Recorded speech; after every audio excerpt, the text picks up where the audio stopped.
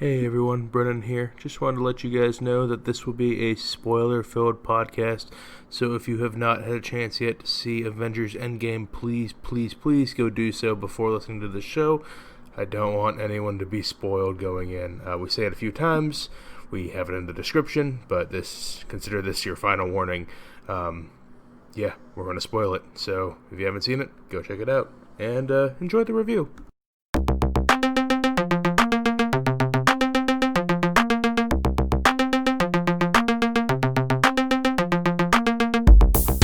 And welcome everyone to Films with the Women in My Life. My name is Brennan, and joining me tonight is Mama K. I'm so excited. Yes, because tonight... Hi, everyone. Yes, hi, Mama K.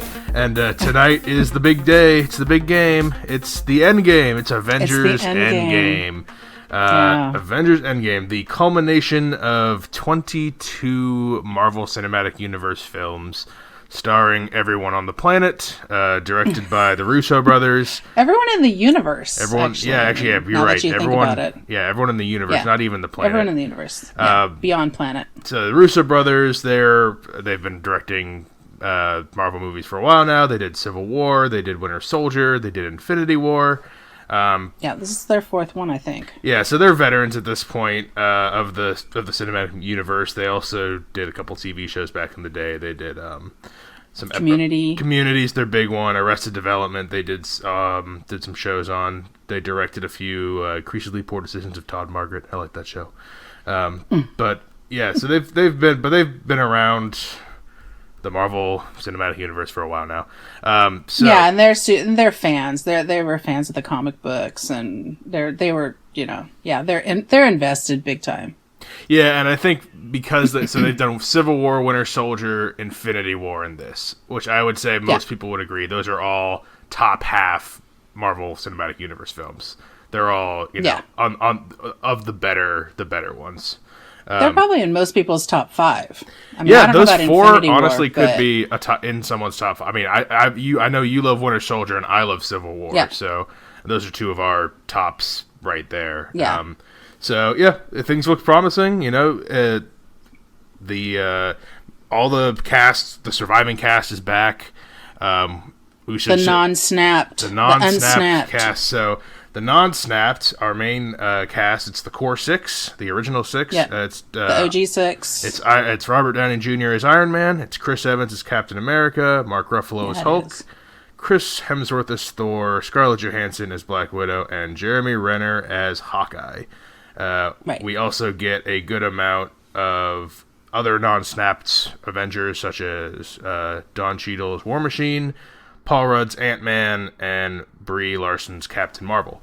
And Karen, we also get a fair amount of Nebula. And Karen Gillan's Nebula. I would say, without getting into any further spoilers, that's those 10 are who we spend a good amount of the movie with. We're gonna. Since you said the word spoiler, I mean, you really have to be like, we're kind of going out on a limb here and being super spoilers. I know we are going to be butting up against the actual week-long. It's been a week since it's been released. Right. This is coming. If you're hearing this now, the earliest you're hearing this is Thursday, a week after the premiere release. So hardcore fans should have already gone at least once. Yeah, we've both gone twice just to really digest, because it's a 3-hour ordeal. It's a big. But it felt like 45 minutes. So I'd say. Yeah, we can get into how the length. I think I felt it a little bit on the second time around, but it's a svelte 3 hours. I will say that. I think I gave a disclaimer at the very beginning of the show. I'm going to have it in the description, but I'm going to give the basic plot summary. I'll give you guys how we rate things here, and then we're going to get into spoilers. So if you haven't seen it somehow and you're listening to this, it's the time to bail now, because you don't want to be spoiled if you haven't been. Put this on hold. Get yourself to the movies. Yeah, go watch it. Really. As soon as you hear this part, go watch it, and then come right back in 4 hours or whatever it takes you to watch it. Because I don't think we're showing our hand too much saying you're going to want to go see it. Like, you just are. Yeah. Do yourself a favor. Especially if you've seen the other ones. I mean, Right. We'll talk about... Yeah, this is basically... If you've seen Infinity War, this is just a little bit of self-care, honestly. Yeah, I mean, even if that's the only other one you've seen, which I can't imagine that's the case, but if it is, it's a good second part to that. So, Avengers Endgame. After the grave course of events set in motion by Thanos that wiped out half the universe, and fractured the Avengers ranks, they are compelled. The remaining Avengers are compelled to take one final stand in Marvel Studios' grand conclusion to 22 films. Without giving up too much of the plot, that is perfect. That is exactly what we need to be told. So the way we rate things here at Films with a Woman in My Life, we do it on 4 criteria, and those are the plot, the characters, the visual and sound, and the overall resonance and feel of the film. So usually I start with saying, what did you think of the plot, Mama K? But I think we should just talk about it a little bit before we give our rating. Yeah. When last we left in Infinity War, Thanos snapped. He had all. It was a shit show. It was not good for anyone but Thanos. And even for him, kind of rough. He gives the snap. Kind of. What? No. Yeah. Anyway, go ahead. He snaps his fingers because he's retrieved all 6 Infinity Stones, and when he can do that, he can realize his grand plan of wiping out half the universe to save resources and keep people alive who remain indiscriminately. So right, it's not bad idea. It's not a race thing. It's not a rich or poor thing. It's not a good or bad thing. That's the most important thing. Which I'll talk about Thanos and what I think of him in Infinity War versus Endgame, but he's a more complex villain than the average Marvel villain. I don't know. Just as basic as it gets. It's all about power. I disagree, but so good. Let's do that. Half our Avengers are gone. The ones who remain are pretty much all the classics, plus a few others sprinkled in, like Rocket, Okoye from Black Panther. Yeah. Who else? Rhodey. Rhodey's. I mean, he's not exactly an original, but he's from back then. So it's basically our old squad plus a few others. And we start the movie off because everyone in the last movie has been fractured off. We start with Hawkeye. And we start with Hawkeye. The movie the thing about this Marvel movie and a lot of the other Marvel movies, as people knows, there's no like grand starring so and so and this is going to happen blah blah blah. It's basically you're sitting there and you're in a Iowa cornfield or whatever. Yeah.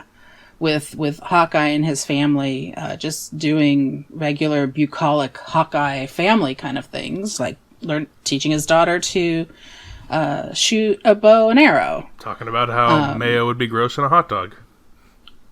I love mayo on a hot dog. You're gross. And the fact that they were going mustard and they were freaked out because the kid wanted ketchup, I was like, who are these people? Most people say mustard is the definitive hot dog topping, and I would disagree. Listen, it's ketchup. Everyone knows it's ketchup, but I am I'd a mayo rather have girl, it plain, honestly, than have any of those 3 on it. Wrong. I don't. You could do relish. No one wants relish, though.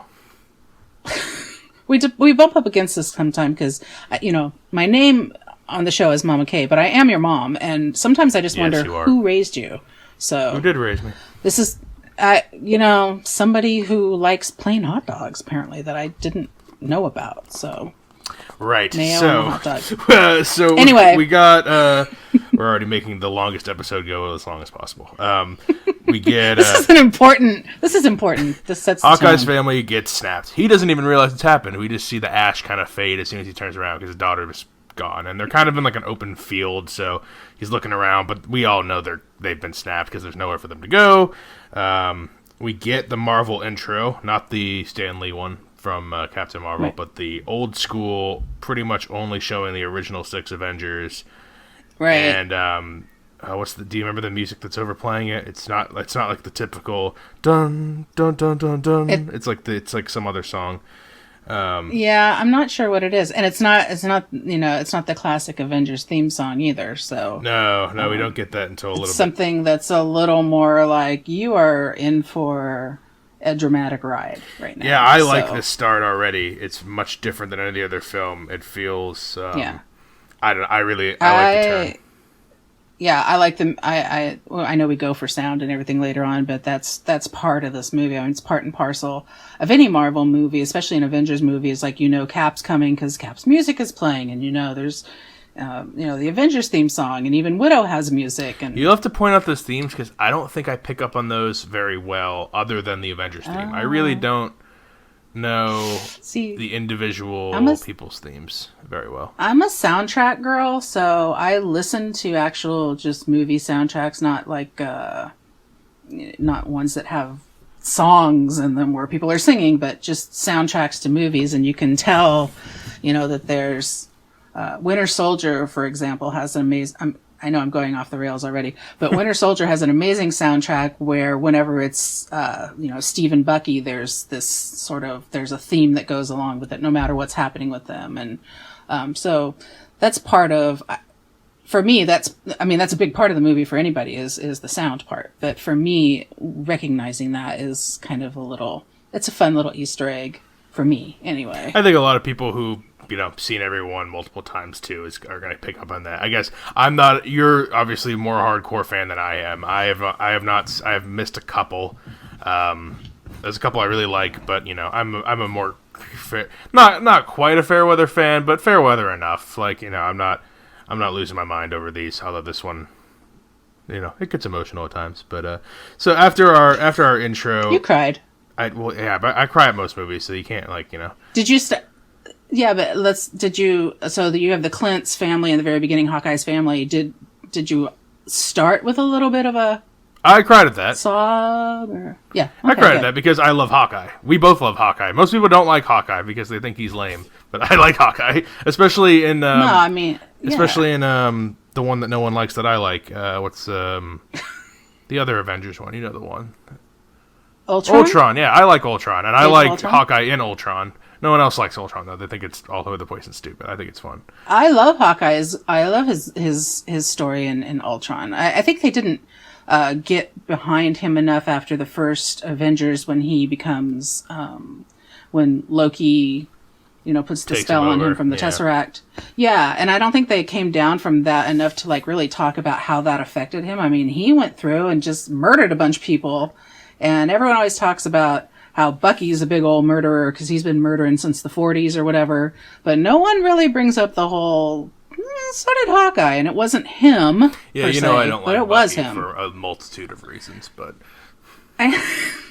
I'm just saying, Bucky gets a rap for it, and Hawkeye, I don't know that Hawkeye's ever really, emotionally had to deal with that. That's because Bucky spans multiple movies in time, and Hawkeye's is in the middle of one movie, I guess. But in a movie that has a lot more going on. But you think it would be more visceral just because it's happened, then you're saying it's happened more recently. Anyway, yeah.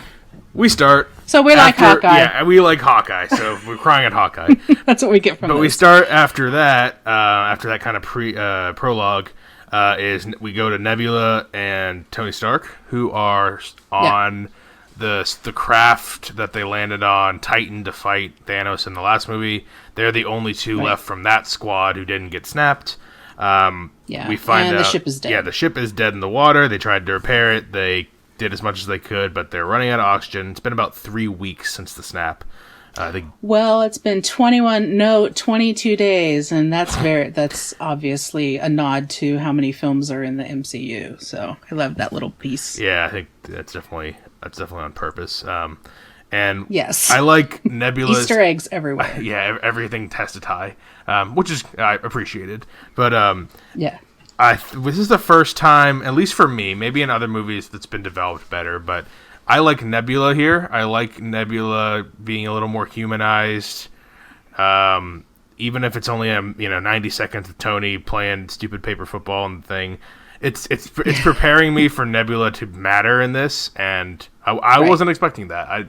Nebula's not a character I really think of. I've seen both Guardians movies, but she's just not a character I think of very often. She's not terrible. I mean, she could be sympathetic, but she hasn't been able to be sympathetic, and I think she is in this movie. And they put it out there right away that that's what's going to be happening with her. And I really like her in this a lot. Like, she's one of my favorite characters. Too. By the end of this, if you're just looking at the arcs and the character development in this movie, she's really good in this. Yeah. And I like the actress. Karen. I always forget her name. Karen Gillan. Even though she's in that god-awful Jumanji Doctor Who remake. Oh, no, not Doctor. Well, oh, yeah. she was also in Doctor Who. Yeah. So okay, maybe I don't like her in other stuff, but I like her in this. So they are. Well, so they're Tony's about to die from the lack of oxygen because they're running out. And I guess Nebula's a little hardier, so she's still kind of kicking around. And they are rescued by Carol Danvers, Captain Marvel, showing up out of nowhere. What do you think of that? I think it was like really coincidental that it was her turn to like be in that part of all the galaxies, and okay, I'm going to suspend disbelief for a while. I mean, it has been 3 weeks. It's not like it was a couple hours after she shows up. It was, yeah, space is big. It's happenstance, but right. But this is the first that we've really. This is the first we've been introduced to Captain Marvel, and this is before her movies. Does she not age? This was all shot before. Because everyone else kind of ages, right? She doesn't age. Does everyone else kind of age? I mean, I don't know. Cap ages. Well, Thor's 1,200 years old or whatever. Yeah, so but Thor doesn't. But he's a god. We'll get to Thor in this because he's awesome. But but I mean, maybe Thor is hidden a little bit. I mean, I can tell is my point. Like everyone else, pretty much everyone except for I guess Thor and Rocket are human to some degree. Nebula, I guess, but like most of the people are human to some degree, and they have aged naturally over the past 10 years or whatever. Right. But this is our first foray into Captain Marvel, even though that in her movie she's in the 70s in the 80s and 90s. She's in like the early 90s, so that's what I'm saying. She'd be 30 years older at this point, but she looks the same. That's fine. I mean, it's not a bit. It's a small. No, but there's something else that happens a little later on that I had to go, okay, I guess I can get behind that, which has to do with age. I have problems with Captain Marvel as a character because... Yeah. And she's just she's so overpowered to the point where, do we need anyone else? And the point is, no, we don't, because she's going to leave pretty soon on here. But we'll get to that in a second. Yeah. And that's what she says, is that I don't need any of you. And they're like, well, we kind of work as a team. And she just kind of looked at him like, I don't have a use for that. Yeah. I can do it myself. I'm sure there are people who like her as a character. I struggle with liking her. I don't know if it's Brie Larson's performance in it. I like her in a lot of other things, but I don't know if this is the right fit. But we'll get into her in a little bit once everyone gets reunited, because she's gonna take the ship literally on her back to the Avengers headquarters to meet Natasha, Bruce, Steve, Rocket, Thor, and Rhodey, the rest of the surviving crew. And they all they have like a little powwow meeting to discuss. Well, Thor, they're not there yet. I mean, what happens next is that they go back and Thor's he's brooding in the corner with his jacket on. That's right. They're all there. This is Pepper's there too, I should mention. Pepper Potts. Yeah. Yeah. And they're all there kind of regrouping when's the last time we've seen Thanos? Anyone know where he is? Rocket's following these energy signatures. It all boils down to the thing. Oh, and Tony has a little fit. Tony gets mad because Tony hasn't seen Cap. Yeah. He hasn't seen him since Civil War, which, I mean, it feels like a decade to go to us, but they did not end things on good terms at all. And I think Tony's outburst, I think everyone kind of brushes it off because he's, dehydrated and deprived of food, and he's basically like dementia for the last 3 weeks. So, yeah, but I mean that's Tony. So that's he was hard on Cap. I mean, he was hard on Cap. He was saying you weren't there, all this kind of stuff. I'm like, yeah, he wasn't in space, but Cap was kind of handling things on Earth. Yeah, but I don't know how much communication was between the two of them. And even if there was, he's still mad. Probably not. He's mad. Lot. He thinks they could have stopped things. Oh, yeah, he's mad they lost. He thinks they could have stopped things if they did things his way back in Civil War. He thinks if Cap had just... if they went back to Ultron is what he wanted. That's what he wanted Ultron to work and make the shield around the world, but that was never going to work because Ultron's fucking crazy. But which Ultron is Tony? No, it's not. There's I don't. that. When we review that, we could talk about that. I disagree with your Ultron as Tony take, but Okay. so they all get together. Tony gets like put in like a hospital bed because he passes out after freaking out, and this is where we get, and all the while you get Captain Marvel kind of integrating with them, not very well, I'm gonna say. No, I mean it's a first meeting. It's like a meet cute, and it's not cute at all. No, so. it's really. I mean, I compared it to. I was like, because I didn't love her in Captain Marvel. I thought she was okay in Captain Marvel. She's fine, but I kind of thought of it as like Doctor Strange, where Doctor Strange didn't love the movie Doctor Strange. Loved Doctor Strange in Infinity War. I thought, okay, well maybe it'll be like that. Maybe it'll be like, she's fine in her own movie, but then when she gets integrated with the team. I really like how she plays off, and I don't. I don't love. Yeah. I don't love how she plays off of anyone. I think it's I think it's because she doesn't get integrated. I mean, she's introduced, and there is still that whole like I don't know, and I think even did Rhodey say it. We're all about that superhero life, so they're like not respecting her, and she's just used to walking in and getting the job done and. They're not a mesh thing. She's a lot more like Cap, I think, than most of them think or realize. So that's a good. It's a pretty decent comp. She's a little more coldly arrogant. Is the only way I could really put it. She is more powerful than them, and she knows it.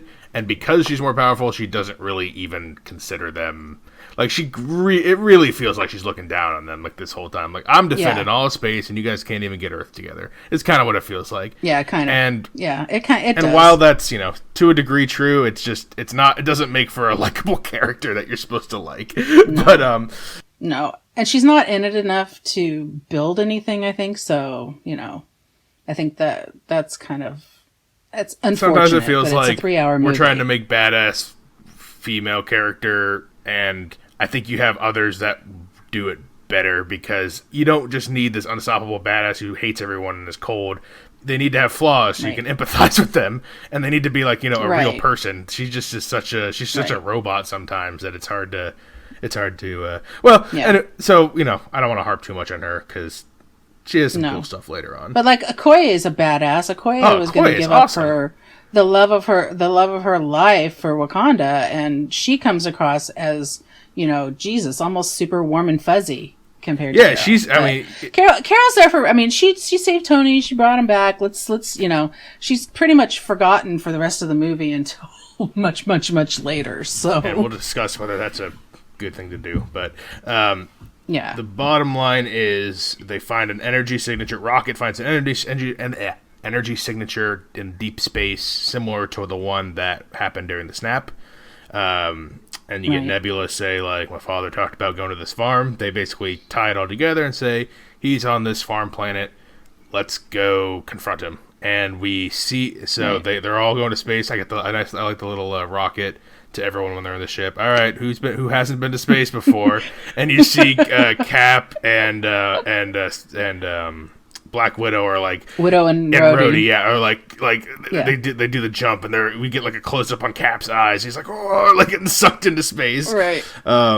Well, and the fact that they all raise their hands sort of begrudgingly, like, like, we've done all kinds of stuff, man. but space isn't one of them. So it feels like a taunt almost. Like, all right, you guys haven't been out here before. Like, can we say that we so deserved all of the little comedic moments, and the timing for most of them is just spot on perfect. But after Infinity War last year, we totally deserve all of that. So the comedy's anytime really there's anything like that. Yeah. Rocket's okay. Rocket's not his best. It's not his best. Really? I like Rocket a lot in this. He's okay. Oh, I love Rocket, but I think in this one there's some times where I think they're forcing it. It might be because I don't like the Guardians movies as most people do. I think they're good, but neither of them are in my top 5 Marvel movies, I don't think. No, Rocket is probably my favorite. I'm a Groot, Rocket, Drax. I'm there. Rocket's probably my favorite of the Guardians. Korg. Korg's not really a guardian. Korg's just awesome. And thank God we get him in a little bit. So Yeah. they find Thanos. He's on the planet. He's a farmer. Right. He is farmer, and he lives in like a hut from with a straw on it. He's basically Shrek at this point. He picks up the fruit. Smash Mouth starts playing, and yeah, exactly. That's kind of what I was like. Somebody, I'm like, would have been good if he had me? AirPods in, and you could kind of hear it faintly in the background. I would have appreciated that, but it probably would have been too comedic for Thanos. But I think so. But he was wearing like regular Joe clothes, and he was super. So the big thing about him is Thanos. He is real fucked up. His whole glove side is all scarred and burned all the way up his face, on down his arm. Oops. And we get and he's just kind of chilling. He's cooking dinner, and the Avengers bust in. Carol Danvers wraps around his neck. The Iron Men grab his arms. And then they all bum rush him, basically, and confront him. And gives a little monologue about how, like, the work's done. I'm in peace. You guys should be in peace. It's fine now. And he has a little heart-to-heart thing with Nebula before Bruce starts beating the shit out of him with his Hulkbuster armor. I love that Hulk is wearing the Hulkbuster armor. That's just great. And then... before he can really give much of an explanation, he says he's destroyed the stones to prevent temptation. He used the stones to destroy the stones. That was the second big energy signature. That's why he's all fucked up. And before he can give much more, Thor chops his head off. Because he went for the head this time. He went for the head. Right. And then, this is early on. I would say we're in the first 20 minutes to half hour of the movie. Like, we're pretty early on. Right, yeah. So the surviving... You're like, this movie can't end right now. No, it's like... So is it just gonna be like an AA meeting the rest of the movie, like Avengers Anonymous? That's what we were led to believe. We do get an Avengers Anonymous kind of meeting at one point, but yeah, we totally do. And headed by Steve. Actually, that's the next thing that happens. So after he cuts the head off, so we get this. We get the cut too, and I like how they do it. They do 5, and then there's a pause. It's like a title card comes up. 5, long pause. Years later. So we are 5 years removed from the snap, the beheading of Thanos, and everyone just kind of, having to deal with the aftermath of it. And a lot of this part, they don't really dwell on it, but it's in the trailer where you can see that, New York looks very different, and there's just a general malaise, I think, that you can feel.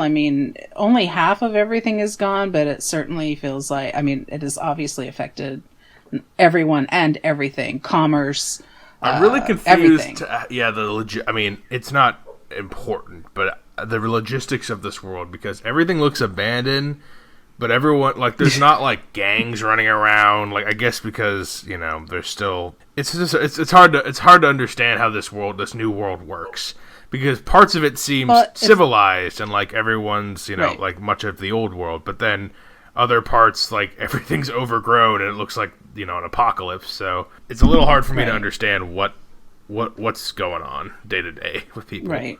Well, I think it probably is just like people haven't, Steve talks about it where he's like, he keeps telling people to move on, and they don't, of course the Avengers can't move on, but that people can't move on. So there's a lot of like daily activities, like the trash that's not getting taken care of. And that's kind of the stuff I'm talking about. The trash is get taken out. Yeah. But like, everyone's still fed. So like, there's still grocery stores, or is there still like, is there like markets people go to now? Half as many people working at the grocery store and half as many trash men. I can understand. There's also half as many people. I can understand society basically collapsing when half the population disappears, because it's half of everyone, like half of half of the bankers, half of the teachers, half of the everything, criminals. And, you don't just cut it in half. It's the commerce falls apart. Is what my point is.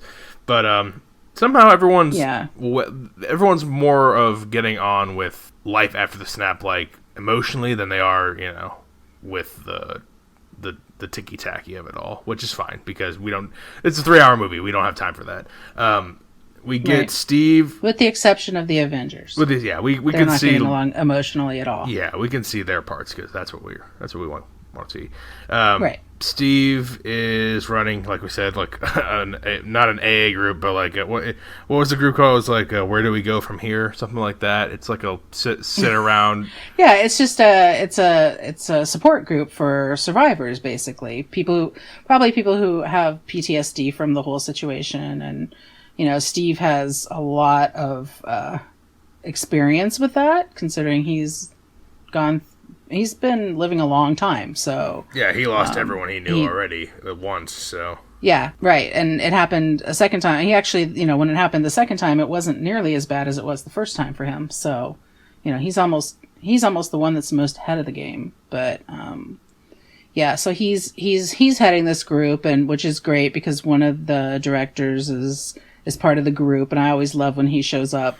It's Joe, right? In movies. Yeah, honestly, I don't really know which one it is, but let's go with that. I've heard he's the first openly gay character in the Marvel Cinematic Universe because he talks about going on a date with a guy. He does. He went, yeah, and he's going on a second date with a guy, so it's really encouraging. Well. But yeah, Steve is spouting out that we got to move on. Within the first couple seconds of seeing that, I thought that was Bruce because it looked kind of like Bruce. You thought who was Bruce? I thought Joe was Bruce. I thought Joe Russo was Bruce. That'd be like, okay, is this just an Avengers circle, but they don't want to do it? But it's just the two of them. It took me a second to realize, like, okay. I think that when I first watched it, I was like, oh, Bruce is gay now? I thought he had a thing with Natasha. And then I was like, oh, that's not Bruce. That's some other guy. No, and then I was like, oh, that's Joe Russo. So there you go. Like, there was my arc in that 90-second scene. Yeah. So it's kind of a cool nod, though. I don't know if you remember that. Sam. That was part of what Sam. He was doing that to help when he first came back. Yeah, to help like the PTSD soldiers. And stuff. The guy. Yeah, exactly. So he was kind of carrying on that thing, but then there's, when he goes back to the Avengers compound, which no one's cleaned in a while, so that's good to realize. That Natasha is really the person who she's running the show now. Yeah, but she's a wreck. You see her in a lot of situations where she's close to crying or, just sort of vulnerable. But I think through this whole movie, she is just, I don't know whether it's Scarlett Johansson because of, finishing off the arc that she's in and finishing off all of the Avengers movies with all these people. But man, I just felt like she was on the edge of crumbling. Yeah, she's all the time. She's in a fog. More so than you're used to seeing her, because you're used to seeing her as pretty, pretty sturdy. Like she's right. She's got the head on her shoulders. But yeah, in this, she seems to always. She's on the verge kind of the whole time. She's constantly on the verge. She's trying to, like you said, she's trying to be the head of whatever this little ragtag fugitive fleet of people that are left, are. But I felt for her. I was just like, my God, she still has Bruce. So, I know she lost Hawkeye. Bruce seems to be doing his own thing now, which we get in a second. But he doesn't seem. This doesn't seem to have affected him in the worst manner. Like the most well-adjusted, honestly. Well, maybe Tony, but we'll get him in a second. The rest of the squad that Romanoff, Natasha's kind of leading. It's Rhodey. It's Captain Marvel, who's like covering the outskirts, and that's her excuse for not being in the movie anymore. Is what's happening here is happening everywhere, so I got to go help them. Right, so she's got to go do that. So, yep, fine. Get it. That's fine. Yeah, I think it's better to not have her kind of influence here with the original people. So it's so she goes away. Yeah. And then this is where Rhodey reveals that someone's been taken out, Mexican cartel people, and he's like, it's got to be Clint, because apparently Hawkeye, since losing his family, has become this vigilante going around taking out, mob people all over the world. Just basically bad people. He is out after the baddies. Right. So. He's only taking out like bad criminal people, but again, it is vigilante stuff. So he's right. There's no. I don't really know what the state of governments are like in this new world. It's not exactly explained, but you got to assume there's still some sort of ruling power. But he doesn't care. It wouldn't matter whether it was in the perfect state. He would still be out there doing this. Right. No family. Or at least that's the feeling that I get.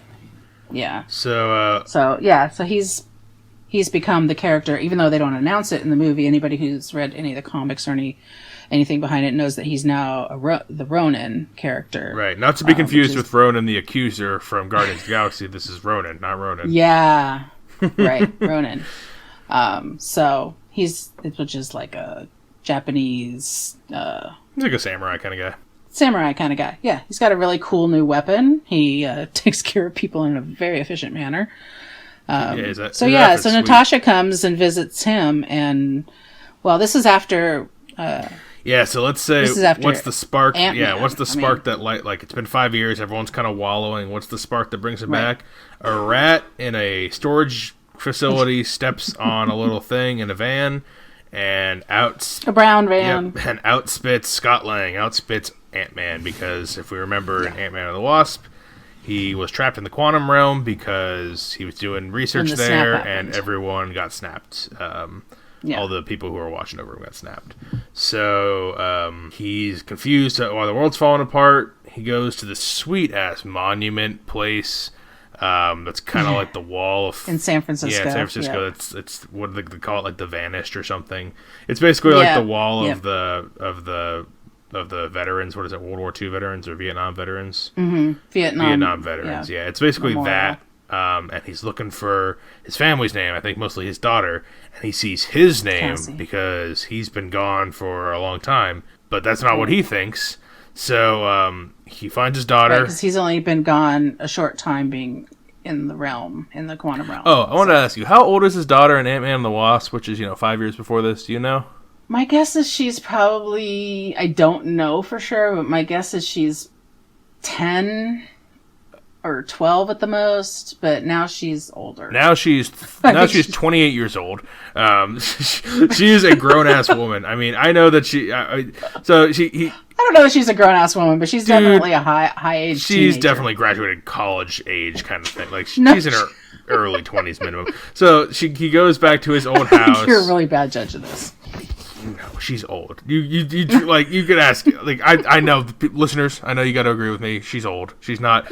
I thought in the older one. That could be our first trivia question. How old is she really? I thought in like Ant-Man and the Wasp, she was 8 or 9. I thought she was young. Okay, so this is one of the times when you have to suspend that kind of thing, because I come across that a little bit later in this movie too. So. Usually it's not a thing I harp on, but I was expecting like a 13 or 14-year-old. Also, she's living by herself. Right. And yeah, no, she's like 20. I mean, I guess if she's like 23, it makes sense. But like, I don't know. I thought it was weird that she just seemed older than I was expecting. But they reunite. Yeah. It's heartfelt. I didn't cry on that one, but I liked it. And when Scott gets to the Avengers headquarters where Steve and Natasha are going over, sad stuff. Eating a peanut butter sandwich. Which, he comes in and takes. He gives this big, long theory about the quantum realm and how time works differently down there, because he felt like he was only gone for 5 hours, even though it was 5-year span. So he was like, if we had some way to navigate the quantum realm, maybe we could go back and, change the stuff. All the while acknowledging it sounds crazy and it's like a pipe dream. And it's not a time machine at all. It's not a time machine. But it's actually a time machine. It's a time machine. Okay, it's a time machine. And we had some good time machine jokes throughout this. Acknowledging that it's kind of ridiculous the way they do it, but right. So they choose to go. So I think we've talked about as much as we can before we've given any ratings on anything. The plot's pretty much being set up here. It's going to be some sort of time travel thing. So Mama K, what do you give the plot of this movie on a rating?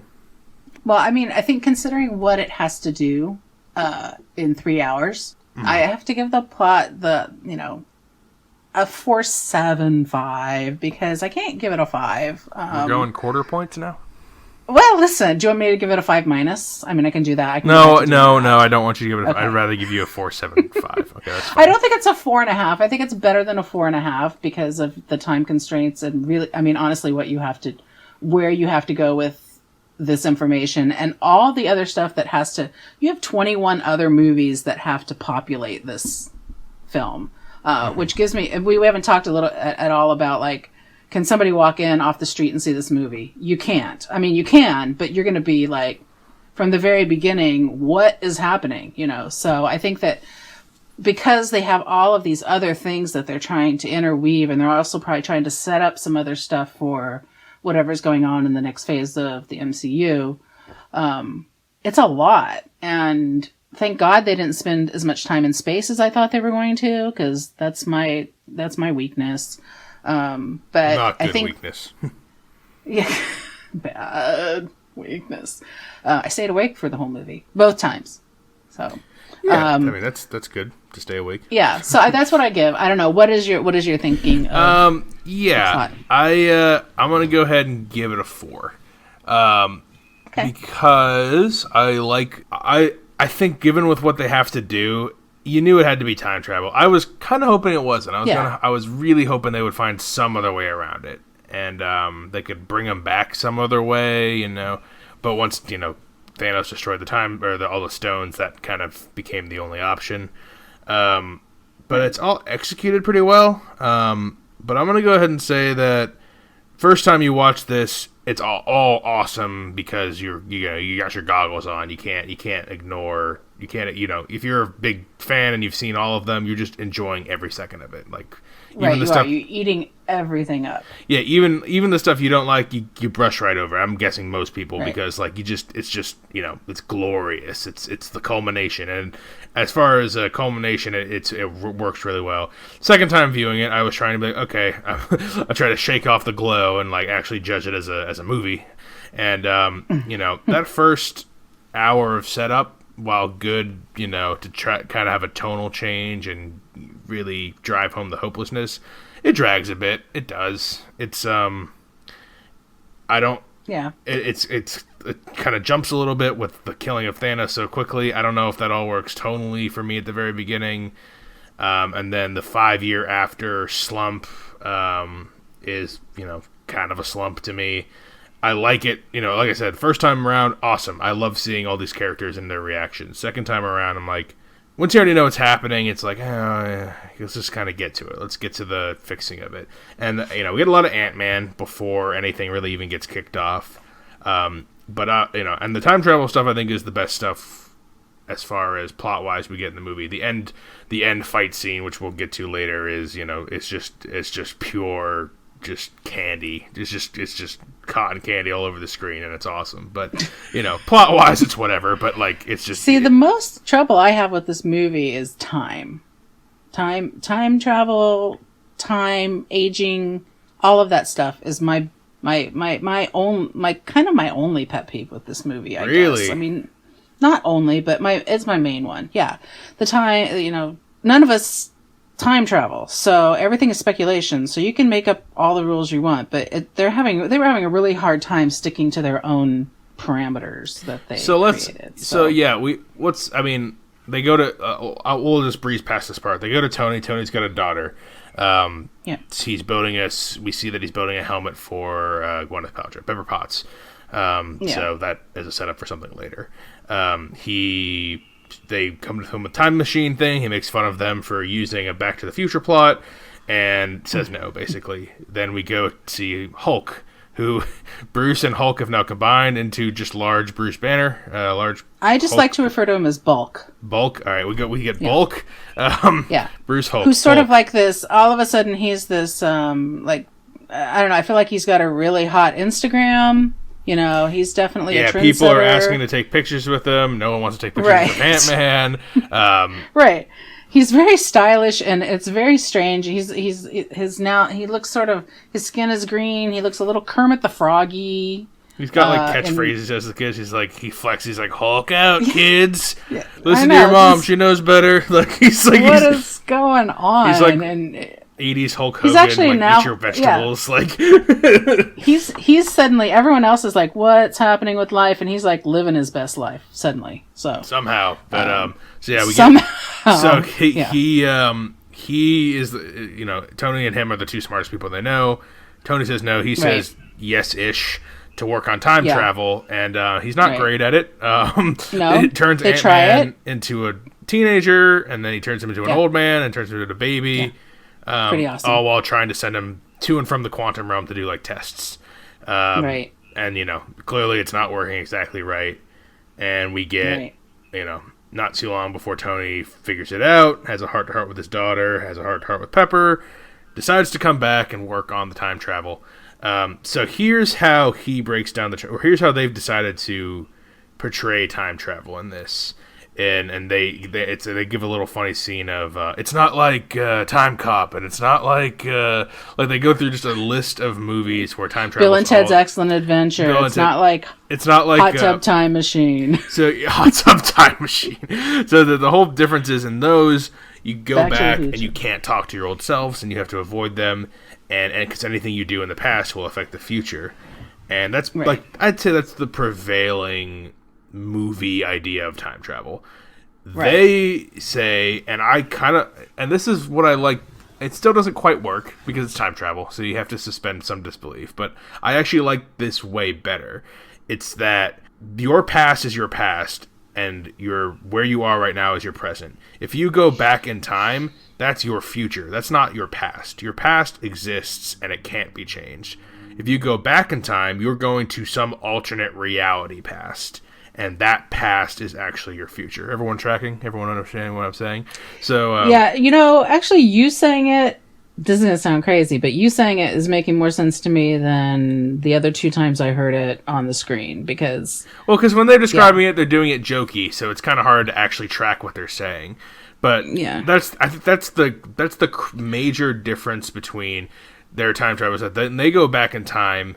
They're not when they take, because their whole plan is to take the Infinity Stones from the past and snap themselves and reverse Thanos' whole thing in their present, and that will not affect the past because when they go in the past, they're only changing those realities. They're not changing their own. Their own has already happened, so they can't undo that. What they can do is change their future by altering a alternate reality past. So that's the best I can explain it without getting too confusing. I think you can kind of map it out and understand it pretty decently.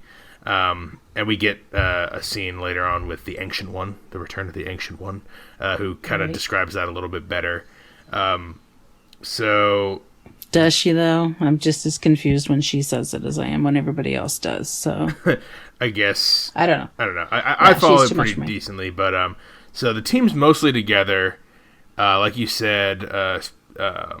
Yeah, but they're missing somebody really important. No, that's what I was saying. So if there's 2 people there's a couple people they need to get. First, you get Widow and goes to get Clint, Hawkeye, who's Ronaning out and killing Yakuza in Japan. Yep. And gets him to come back. And then we also get Hulk and Rocket to go recruit Thor, who is hanging out in Norway in New Asgard. Which is basically a fishing village. It looks a little bit like Maine. It looks a little bit like Maine. That was familiar. I like the cameo we get from Tessa Thompson's Valkyrie, because I always like that character a lot in Ragnarok. And he's asking Hulk and Rocket are the 2 retrieving him. They're asking where's Thor, and Thor is the Big Lebowski now. Yeah, he is. Thor is hanging out. He's the dude. He is the dude. Thor is hanging out in this nasty bro pad with Korg and Meek from Ragnarok, the rock guy and the little bug guy, and they're just hanging out playing some Fortnite, and Thor's got a nice gut and a giant scraggly beard, and he's wearing a robe. They described him as melted ice cream, and that was pretty much perfect. I mean, he's like a melted, huge hot fudge sundae. This got crazy, insane person laughs when I saw it. Both times when I saw it. Because it's just... Because Thor is, since original Thor, grown into such a better, funnier fish out of water character to the point where he's kind of absurd and it's awesome. He's gotten better every time he's on screen, in my opinion, from OG Thor through the Avengers through Ragnarok. This is a lot, though. I mean, this is a lot. It's a lot. What do you say? I don't understand what you mean by it's a lot. I mean, Well, he's physically a lot. That's correct. I mean, that's true. Yeah, 'cause he's still kind of buff too. Thor's... He's got like a dad bod. He's got like buff arms, but he's got a giant gut. Right. Well, and he's wearing like, I don't know, drawstring pajamas and a robe hanging open. And I mean, maybe that just got too real for me or something. I don't know. But it was like, no. It was washed up, retired Thor. I know. Well, it was, Thor 5 years after he, did the thing that he wanted to do before. So by taking the head. But I like it. I like drunk fat Thor. They get him. They get him back by promising him really good beer, because apparently he's been basically living on beer and pizza. Cheese whiz. So apparently he has cheese whiz coursing through his veins. Cheese whiz coursing through his veins. Right. Thanks, Rhodey. Rhodey's gotten so much better. Yeah. I know you don't like Rhodey, but I like Rhodey a lot, especially in this. He's gotten so much better, but honestly, he's still just kind of like Tony's bitch. So it's kind of like, you can say that about Falcon and Cap. I feel bad for... Yeah, I mean, I felt that way. Yeah. I mean... So you're just like, oh, yeah, that's true. No, I but, I don't know. Yeah. I mean, Rhodey's just Black Iron Man. Anyway, so they just, Thor comes back into the fold. So now they're ready to go and... they divvy them up to say, you need to find these, we need to get all the stones. What's the best way to do it? They figured out one way to do it, is that 3 stones are in New York at one period of time. In 2012, yep. In 2012, when, Bruce basically destroys Manhattan. Loki, but Bruce comes in and Hulk smashes. It's basically, it's the the first Avengers movie is where we are, yeah. So that's that's team 1 is, Iron Man, Cap, Ant-Man, and Bruce Hulk. Right, Bulk. Yeah, they go back to New York 2012, and then you've got the other team that goes to Vormir, to where Red Skull is, and he's you get guarding the Soul Stone. I think you get team 2 is kind of split up into another 2 teams. You get Oh, right. It's really more like 4 teams, but it's 3 time periods. So 2012 New York, 2013 Asgard is the in-between. That's Thor and Rocket. Right. Thor, which I found to be the most tedious part of this film. Yeah, I don't need that part either, actually, now that you say that. I mean, you had to have some of it, and I think they probably cut down as much as they could. But I think they couldn't make it interesting. So him talking to his mom, Thor goes and talks to his mom on the very day that she's going to die, that he knows she's going to die that day. And I don't know that I think that they couldn't, I don't know if they couldn't get buy-in from Natalie Portman to do any more than she already did, or what the deal was, but there was no meat in that I think at there's all. Scenes on the cutting room floor from that, because I bet you they had 5.5 hours of footage to work with, and that was probably but sauce. There couldn't. That's the whole thing. Is like they could have put a little bit more of that on the floor. I think. I didn't care about that. I don't really care for Thor got a little whiny there, and I'm like, come on, let's pluck up, Thor. Let's you're in God mode. Come on, you got Mjolnir back. You still got it. Come on, let's get it together. No, he's the Big Lebowski. He wasn't. He's the dude. Definitely. So that's part 2, and then like you were saying, part 3, team 3 is a mix of Nebula and War Machine, and then you also have Widow and Hawkeye.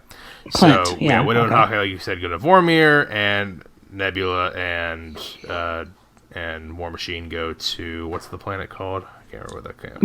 Morag, yeah. So we talked as much as we really care to talk about. We'll go from worst to first. Asgard's the worst. I think the next section you would say would be what? Nebula and War Machine? Yeah, but that's important. I mean, that's important though. I think that's. I mean, everything else is important.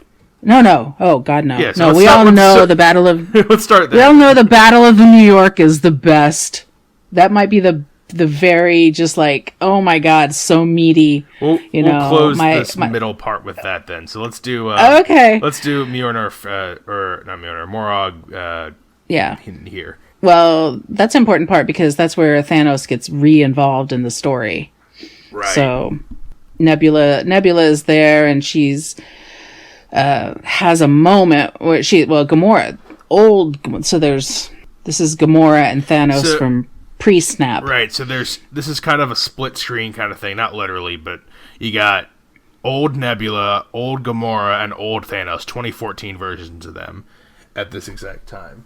And right. Then we have current day Nebula and War Machine, and they have to get I can't even remember which stone it is. It's a little bit of a blur, honestly. But Peter Quill's about to, it's the Power Stone. Peter Quill's about to get the Power Stone.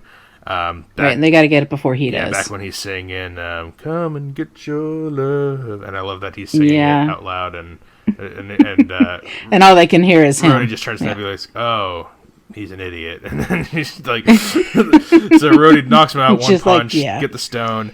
But before they can both transfer back, Nebula, her eye starts going haywire. Rhodey's out of there. Nebula's eye starts going haywire because the time universe streams have interfered with her, partial mechanical network. And so now we get Thanos' chambers. We see that old Nebula is displaying info from new Nebula. And it's, basically Rhodey talking about, oh, we're in 2014, we're looking for stones. It's very exposition-y, but, done well enough. Right. And so now old Thanos and Gamora and Nebula, the old squad, 2014 squad, are hip to the plan. They are like, oh shit, something's going down. They're looking for stones in the past. There's time travel and what's going on? New Nebula or old Nebula switches places with new Nebula. And so that'll come into play as soon as we're done with the time hopping. So we'll go to the second, probably the most important part, but the second most fun part, and that is on Vormir. Yeah, Soulstone time. Yeah. So Red Skull still hanging out, still checking out the Soulstone. Just stuck there. Still just stuck. Still. It's I wish it was the graveyard of all mediocre villains. You get the guy from Whiplash there. He's guarding it. You get you get all Mandarin. You get all the dumbest. You get Ronan's chilling there. You get all the dumbest villains that are trapped there. The guy from Doctor Strange, Mads Mikkelsen's painted face guy. Horrible. Yeah, I don't know his name. So Red Skull gives them the choice, and you can take it from here on this part. Well, yeah, it's the same choice from Infinity War that he gave, Thanos. It's not really a choice. You've got to sacrifice something that you love in order to gain the Soul Stone. And, there's two people. They both have a huge history together. Whatever happened in Budapest that we're never going to find out about. I like. Is brought up. Yeah, I like that too, which is brought up again. Don't need to have a backstory to everything. Just, Right. No, just you take it for what it's worth. It's their story. And so, I think it's obvious at that point. And as soon as that happened, I thought, oh, this is the point where, each one is going to be like, yeah, I'm doing it for you. Well, I'm doing it for you. So that's exactly what happens. In a cool way, though. In a way that actually... in a super cool way. Did you know who it was going to be? Did you have an idea? Did you think something else would interfere and make it so that one of them didn't have to die? What did you think was going to happen? No, by the time I figured out that they were going to go to Vormir and they were going to face the same process that Thanos faced with Gamora, I figured one of them was going to go. Because of the original 6, somebody's got to go. They're done with their contracts, and not everybody can come back. So I really though thought it was going to be Clint, just because family.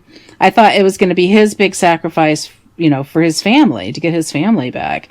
And there was, Nat has had such, Black Widow has had such a hard life, and for it to be her that is sacrificed, and they fight it off to the bitter end. I mean, there's clawing, there's literal fighting, there's shooting at each other. You know, each one is so willing to give up their life for the other. They're almost killing each other, trying to kill themselves for the greater good. Right. And I guess we got lucky that they both just didn't, bite it. So I guess they're both they're both former SHIELD. They're both really well trained agents, so they're gonna be fine. But yeah, I mean, there was a point where it looked like they were both done. But yeah, I know this is gonna happen. It's like now who's gonna take the stone back because they're both dead. We even had the slow-mo shot of Hawkeye going over. I thought that's it, he's going over, but last second Nat jumps and takes the leap, and we get a nice shot of her fucking bleeding out in the bottom, kind of like the Gamora shot, and we get the explanation. You die by the Soul Stone. There is no resurrections. Not even a snap can bring back those who are sacrificed to the Soul Stone, which brings up questions about Gamora in the future. But we'll get to that at the end. So that's those are our 3 of our 4 plot strands to get the stone. So we got all the stones at this point. And now it's time for Mama K to go crazy over Avengers 2012 New York. What do we got going on here? Well, I mean, what don't you have? My God. As much as, I was left a little stone cold after Infinity War for a couple of reasons. 1, the snap. But 2, I believe that Steve Rogers had something like 6.5 minutes in that movie. And I am just okay, I was feeling a little... Yeah, I was feeling a little ripped off when they called the third Cap movie Civil War, and it wound up being basically, half split between Cap and Iron Man. So I was already feeling a little miffed in his honor. So then when that happened in Infinity War, I was like, okay, we got Beardy Cap, but we got him for 6.5 minutes. That's not even fair at all. The Russo brothers were on my list. And so they bring us back to 2012. I'm like, what is going to happen here? Well, it's a veritable Cap fest. I mean, anything that you could want happens right here. I mean, 2 more things happen at the end of the movie. It's literally the best or of Cap 3 right here before you get to this is best from here on out. It's like Caporama. I love it. I love everything about it. He goes and he accidentally sees his old self, who recognizes him as Loki because Loki has impersonated him in the past in one of the Thor movies, the terrible Thor movie, Dark World. Ugh. And so bad. The best part of the movie was the impersonation of Cap by Loki. I love when they've run into each other. I could do this all day. Yeah, I know. Yes, I knew you would be loving that. I totally love that. And my audience. I mean, I have the main audience, and the main audience is non-reactive in general. And honestly, these were fun. We go hard. I feel we cheer, we yell, we cry, we freak out. Can I just say? Good. I mean, people did things like laugh when Thor came out as Fat Thor, and they kind of a little bit giggled when we met Bulk. But I mean, they were on board with the Cap stuff. These were clearly Cap fans too. That's another thing. But so Cap sees him. Nah, I don't have a name for that. No, just I'm not sure. So there he is. He sees himself. He thinks he's Loki. He has the line where I can do this all day, and then new Cap is just like, yeah, I know, God, really great. Oh, he's so annoyed with his old goody two-shoe self. I know, he's just like, oh God, Cap. So annoying. Right. So they fight a little bit. I mean, they're basically, same strength, same, basically they're the same. It's the same person. So what gives New Cap the upper hand? Bucky gives New Cap a couple of things, Bucky, and also that fantastic ass. So, so they're fighting, and New Cap is getting, he's getting owned by old Cap, actually, probably because he's a few years younger. And he just has to mention, Bucky's alive, and old Cap just goes right into, where's Bucky? And knocks him out straight cold, and he falls so that his posterior, his tush is, face forward, and Cap is like, that is America's ass, and the place lost it. I mean, got cheers from ours. That yeah. was. Oh yeah, everyone was just like, yes, it is. Praise God, people are finally realizing this is happening. So that got a lot of laughs where we were. I thought it was great, because who doesn't love Cap's ass, and the uniforms as time progresses. And I think, well, who said that? Tony said that. Iron Man said that earlier, saying, that uniform really didn't do very much for his ass. And so now his and that got been... criticism when it first came out. Like, his uniform looks so absurdly, it's that blue, it just looks dated. Like, it looks so old, and like from... It was a terrible uniform. It's like a Christopher Reeve Superman era suit. Like, it's yeah, really bad. So other than the Cap fight, which we get, there's two other stones they're going after. One is Bulk to the Ancient One, who gives some more time travel mumbo jumbo. We don't have to get into all of it, but basically the bottom line is you got to return the stones to their original timeline when it's done. Otherwise, those timelines get fucked up. And this is, I mean, so she gives him the stone. This is stuff that actually makes sense to me. Like, I think some people were confused by the time travel stuff. I get a little miffed towards the end because I think they break their own rules later on. But for the most part, they do. But for the most part, up to this point, it's all making sense to me, and it actually makes more sense to me than the average time travel movie. So I'm appreciating that part this far. You can tell they thought about it. Yeah. So, Ancient One, bottom line, gives Bruce the stone because he says Doctor Strange said this is the only way they win, and she's the Ancient One. It's Tilda Swinton's returning. Love that. She's like, oh, that guy, I meet him later on, and I give him the stone, and he's really smart, and he's really good. So, right. So that stone's gone. Right. The last stone is Ant-Man and Iron Man, and there's some good stuff here, too. Hulk being forced to take the stairs. Old Hulk. Stairs! Oh, stairs! Oh, 8 stairs! So many stairs! The funny part is we're watching that, and your dad turns to me, he's like, oh my God, you're the Hulk. Because that's what you sound like when there's stairs, too. And I'm like, I might have said those exact words before. Oh, stairs! God, no! I love the one shot they go where he looks down, and it's just endless spiral staircases. So many stairs! Yeah, but so here is where, well, we didn't talk about the elevator scene either, which was pretty funny. Yeah, okay, so, we don't have to talk too much about the rest. That's how Cap originally gets his stone. So what happens in the elevator scene? What is the elevator scene? What is the elevator scene? What's the original elevator scene, and then what's this elevator scene? Well, this elevator scene is a throwback. It's a little lagniappe to people who are big fans of Winter Soldier, where Cap has probably his best fight ever in an elevator with a bunch of S.H.I.E.L.D. agents, and, he doesn't say I can do this all day, so that's a good thing, but, he's getting in the elevator with the same people he was in the elevator with. I mean, there's Crossbones is there, Grillo, or what's his name in this movie? Actor, I thought. Yeah. But Crossbones, he's in the movie with the same guys. I mean, it's the same bunch of thugs from S.H.I.E.L.D. One bald guy with the glasses.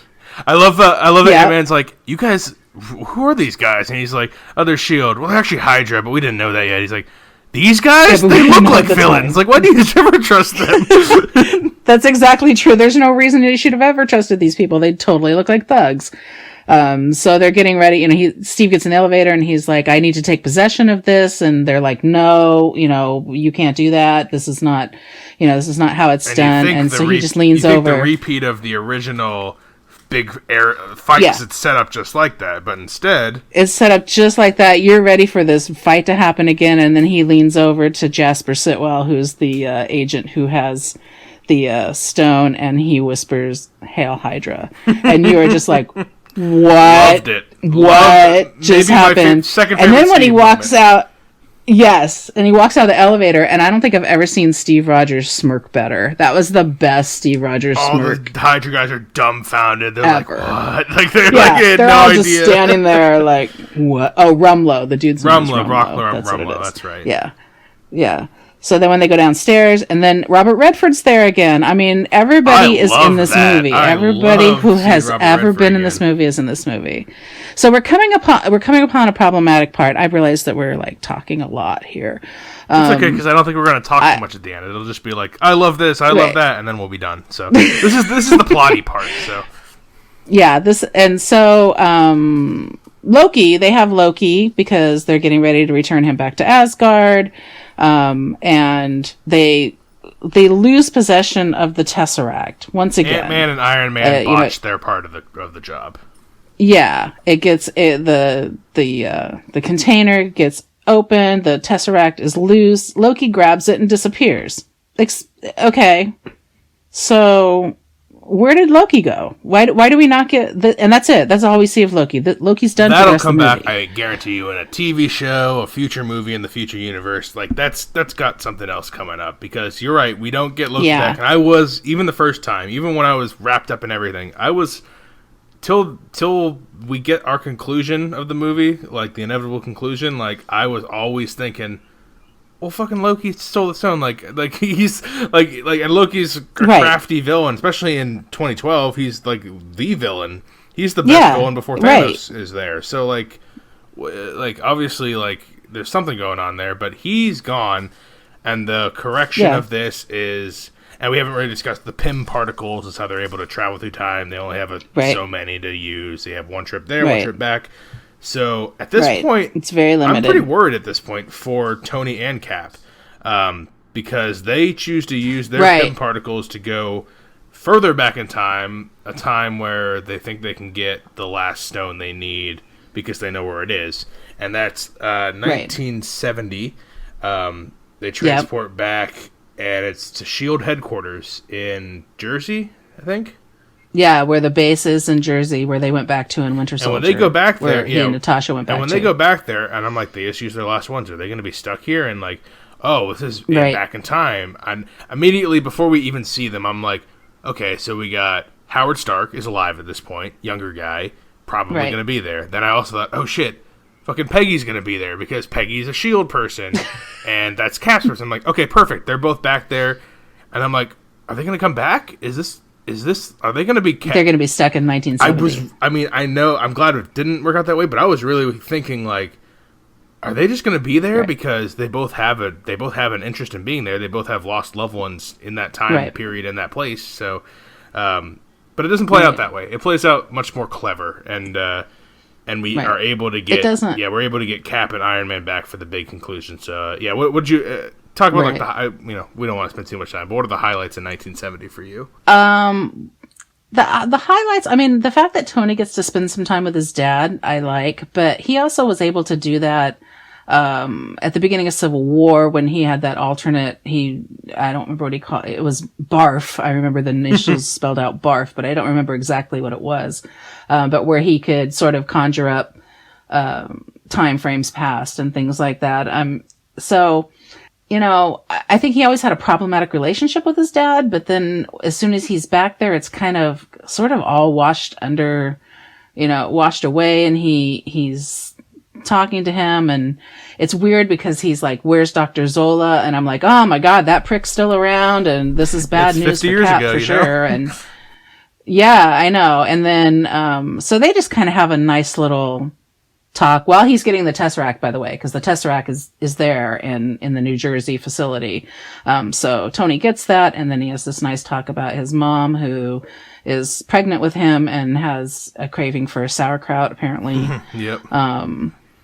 And I don't know what that means. I'm sure there's more meaning to that than I know of. Of course, as there always is with these movies. Yeah. And so Cap, just happens, there's a big, huge fucking facility there, but just happens to find himself in the office of one Margaret Carter, Peggy. And this is this is a time problem that I have. She's supposed to be like 60 Peggy, at this point? Or 50 something? She should have been 50 at least, because I don't know when Steve was born, but it was in the teens. Looks about the same age as Ant-Man's daughter. Yeah, pretty much. I'm like, okay, so whereas Ant-Man's daughter is older than she should be, Peggy Carter she doesn't look 50 Everyone to me. should I'm be in thinking their she's early to early 20s to early 30s. That's just, everyone should look like that, I guess, is the point. Okay, at all times. That's when you suspend reality, is that everyone should look their best at this point. So he sees Peggy, and Peggy still has $56 million budget to fucking put some old makeup on her. Like, come on. like they did earlier. Like they de-aged fucking, and we haven't even talked about it. He's here too. Hank Pym. They made Michael Douglas look 30, and he's like 80 something. Yeah, they couldn't slap a little bit of makeup on Peggy. Well, no, I think they didn't. I think they didn't want to. I think they really didn't want Peggy to be older because they wanted her to look like when Steve left. I get it. Yeah, they wanted, and maybe we're seeing her through Steve's eyes. I don't know. Maybe that's what's happening. I mean, and of course she has a picture on her desk of skinny Steve, and you see the longing in his eyes. And every movie that he's in, no matter what happens, there's always a mention of home, and you just know that that's like his ultimate. That's the only thing that would ever keep him from avenging for the rest of his life, is this concept of home. Right, because he's been estranged his whole life since his debut. His whole life, yeah. I mean, and he lost his mom at a young age. I mean, his dad even younger, but his mom at a young age. So I think that, the fact that he even left there was pretty amazing in my. It's just the only thing greater than his, sense of home is his sense of duty to the greater good. That's right. It's the only thing that overpowers right. And he still his own want of family. Yeah. Yeah, and he still had, a major role to play. So he had to get back. They all have to get back. And they do get back. So I think we're going to wrap up the middle of this movie, and we will get to big, bad explosions. They got the stones. Everyone returns except for a few things are different. One, Widow's done. They're mourning Widow for a little bit here. The other thing, and they don't know this, past Nebula has infiltrated them. It's not present Nebula. Evil Nebula. And she has, the only difference is that she has that bronze plating that she puts over her eye that the future one had, because I guess Thanos did more experiments on her or whatever he does. She's infiltrated. They have the stones. They decide who is going to do the stones. They construct a gauntlet for them, like an Iron Man gauntlet. It's pretty sweet. Thor's adamant to do it because he's God. He wants to do it, but he's also the Big Lebowski. So they decide to land on Hulk doing it. Hulk's got it's gamma rays. I can survive gamma rays. Maybe you guys can definitely not though. So Hulk does it. Right. Hulk does the reverse snap. And fucks him up. Does. Burns his whole side. They spray him down, and the way we get indicated that it has been reversed is a little weird. First, we get the part that makes sense to me is Hawkeye goes to his phone. He sees he's getting his call from his wife. So I'm like, oh, they did it. Hawkeye's phone rings. But the part where they say they did it is when Ant-Man's looking at birds chirping. He's like, I think we did it. Is that something I missed? Is there birds in Ant-Man somewhere that there was one and now there's two? Or is that just? I don't know. Oh, the clouds are gone. That means he did it. I don't really. Yeah, I don't know other than the fact that that's when the next thing happens. I don't get the significance of him walking. I'm like, there were birds before. Thanos didn't snap all the birds. He only snapped half the birds. That's kind of my point here, but I go with it because we get Hawkeye's call. I ignore Ant-Man. Right, Hawkeye's call does it. He is Ant-Man. He's kind of ditzy, so that's fine. And immediately Thanos and his ship burst out of the time machine, out of the roof, as the snap was happening, basically, pretty much simultaneously, because bad Nebula has hacked the system and brought him back. So Thanos' ship now looms over the Avengers base, and right as Ant-Man's saying, I think he did it, we get missile fire everywhere. Everything's blowing up at the Avengers base because Thanos has arrived. 2014 Thanos has arrived. He's blowing the place up. And we get a bunch of fractured Avengers now. I got emotional there. I did not seeing the Avengers facility like get totally wrecked like that was just. Did you think someone was going to die in this explosion? Because I mean, spoiler, everyone's seen this already. Who's listening? No one dies in this explosion. This explosion, no one dies in the explosion. What? The raccoon doesn't die. Rhodey's just a cripple with a suit. Like no one dies, really? Ant-Man was standing at the window when it fucking blew up. Like no one dies. Yeah, no, I didn't think anyone was going to die, honestly, because, I mean, these guys go through that kind of stuff all the time, and that would have been so anticlimactic to just get killed by, I thought Rhodey or Ant-Man might have been, I mean, maybe not Ant-Man, I thought Rhodey might have been toast here. I thought they might have taken out someone who, longtime member of the team, but not as important to the, to the end scene. I thought something like that might happen here, but... That would have really just been only Rhodey. I don't think anybody else could have fit the bill. I thought maybe Ant-Man until I see what Ant-Man does later, and then I'm like, oh yeah, they need him to do that because it's cool. Right. So... Yeah. Also, he might have another movie in him. I'm fine with that. Paul Rudd is actually really good in this movie. I know. I really fell in love with him I've always liked Paul Rudd comedically, and a couple of dramas here and there, but... Never have I taken him seriously as this kind of action star kind of guy. And no, he did really I like well that, that him and Nebula especially, and Rhodey even, really get their time with the original six, and I think it builds up three of the, I guess, smaller characters into potential leaders in the future, and I like that. So the base blows up. Hulk is Hulk and Rocket and Rhodey are getting out, trying to get out of the rubble. You got Hawkeye, who's got the gauntlet because it's fallen down with all the Infinity Stones on it. But Thanos' dog beast creatures from Infinity War are there, and they're chasing after him. It's kind of a horror scene. It kind of reminds me of what's that? The Quiet movie, Quiet Place. Those creatures. That's what it kind of reminded me of when they're in the dark tunnels and they're chasing after him. Yeah, they're so squawky and but this is all ancillary because we get epicness. It's time for epicness for the next 45 minutes. The epicness. It's another epic battle. Begins with Thanos, and he's got his big sword knife thing that he holds. And out from the rubble emerges Thor and Iron Man and Cap, the original big three Avengers. They walk on to take on Thanos they walk again. Cap at center, Iron Man on left, Thor on the right, and Thor he lightning strikes him, and he goes from being fat, unkempt Thor to still kind of fat, but also with his beard braided, and now he's got Mjolnir, and he's got Stormbreaker.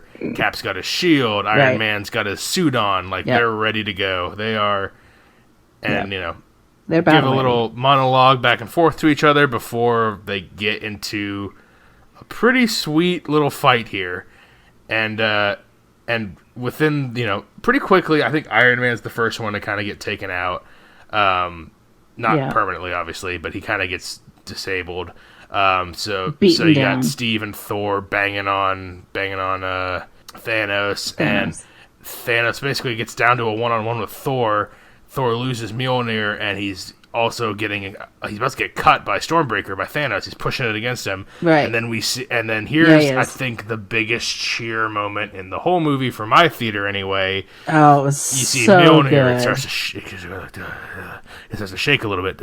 It's flying and we've never through the seen air. Mjolnir ever move except for when Thor calls it. Say for one moment, we'll talk about it in a second, because Mjolnir flies through the air, vision, smacks Thanos in the head, and you think it's Thor calling it, but it flies back, it boomerangs back. Right. Cap's got Mjolnir.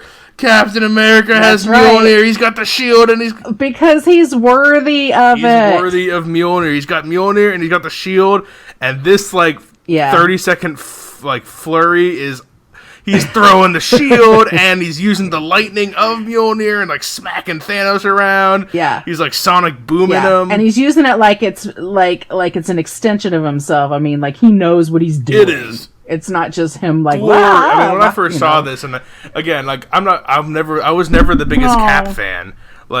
I was just gonna say you're not a Cap fan, so I'm really surprised that you really like.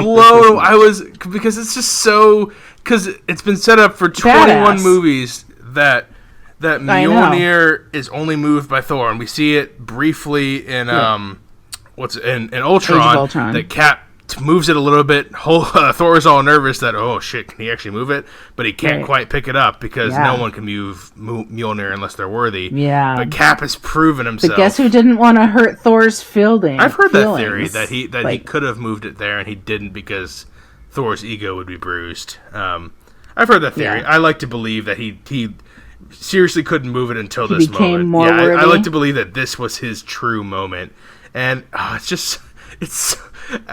for someone, like I said, someone who thinks Cap is a middling character as far as actual character development. I know people love Cap. I know people love Chris Evans, and I think he's good. I don't think he's great. I think he's good. Doesn't matter. This moment's so good. This moment's incredible. It's one of the best moments in a movie full of great moments. So he's wielding Mjolnir, but it was so good. That got the biggest. Well, that and one other thing that happened. Oh, shortly I think I know what you're talking about. That got a really big. Despite Cap's badassery with Mjolnir and his shield, Thanos is able to get the upper hand once again. Talk about Thanos real quick for a second. He almost got bested several times by several other teams when he had multiple Infinity Stones. Right now, he's just strong purple dude. Like, he doesn't have any stones, and the three badass Avengers are taking him on, like the three heads, and he's holding his own. Yeah.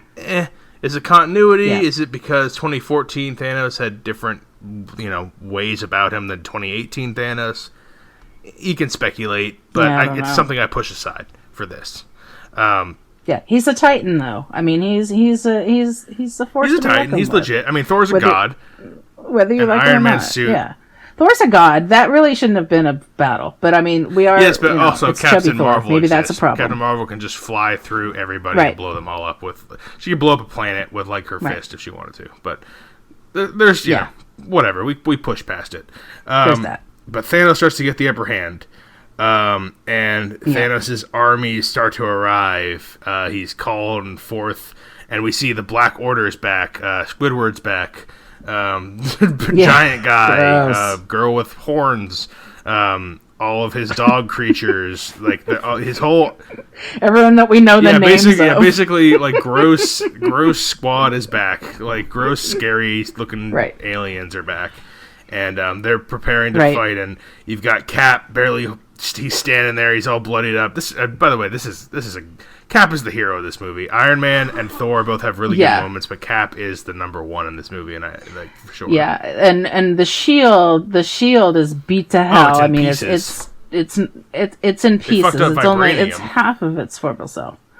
I know, right? So that happened. Just when it seems like Thanos' army is about to take over because the last 7 Avengers are all in shambles, we get and Cap gets up and he's like, one last time. I mean, oh my god, I could do this all day, right? No, he doesn't say that, but he gets. Thank God he didn't. He gets a little radio static, and you hear from the other end, right? Cap, and you hear a really great phrase. What's he say? On your left, and it's Sam. Yep. He says, Cap, it's Sam. It's Sam on your left, and then. You fucking see, you see everybody comes you see back the Doctor from Strange the circle, and who's the first one to walk out of the Doctor Strange circle? It's Black Panther. It's Shuri, the tech genius, his sister. Oh, and then the circle starts showing up everywhere, and you don't just get the Avengers. You don't just get the Guardians, and you don't. I mean, you get Falcon flies through, and then you get. Everybody's there. You get the wizards. Strange shows up. Spider-Man flies through. Wanda flies through. Fucking Pepper Potts in an Iron Man suit flies through. you get the Benedict Wong, the Asian guy with the powers. He's there. Yeah. You get the Guardians, the riders or whatever, the Guardians ships. Whatever that squad is, the one that had to do with the. Whatever Star-Lord was part of, that one squad. I can't remember their name right now, but they show up. Yeah, the Wakanda soldiers show up. Everyone's there, and then I love the line that like, everyone just shows up, and Thanos is kind of like, what's going on? I know. He got a little grumpy Thanos there for a second. And Strange looks, because Strange is the one doing all this, because his circles are like what's bringing everyone there, and he looks at Benedict Wong, and he's like, is everyone? And he's like, what more do you need? Like, you want more? Like, seriously, like who did we miss? I mean, and they honestly. did miss a few. They did. We'll get to that after. I don't want to buzzkill this fight because it's so awesome. But you've basically set up like 40 epic Avengers characters, like 4 or 5 of their armies, to take on Thanos' dark ghouls. Squidward and ugly guys. And the grossies. And battle commence. Okay. Not yet. We haven't talked about character ratings or visual and sound because it's just way more fun to talk about the thing. And if you're cool with visual and sound 5, so there's 5 and characters. Character ratings. Oh man, I mean, I wanna. It's up to you. I don't know. Yeah, I know it's up to me, but I can't. I'm gonna 4.75 it. 4.75. I got the Mama K ratings. 5 minus. Going quarter points. I know. I don't. 2 minus. Yeah. Doing all kinds of weird stuff. Listen. I'm doing the best I can right now. This is the best I can do. Everybody's there. Everybody's ready to go, and the thing that people have been waiting on forever, especially Marvel fans have been waiting forever.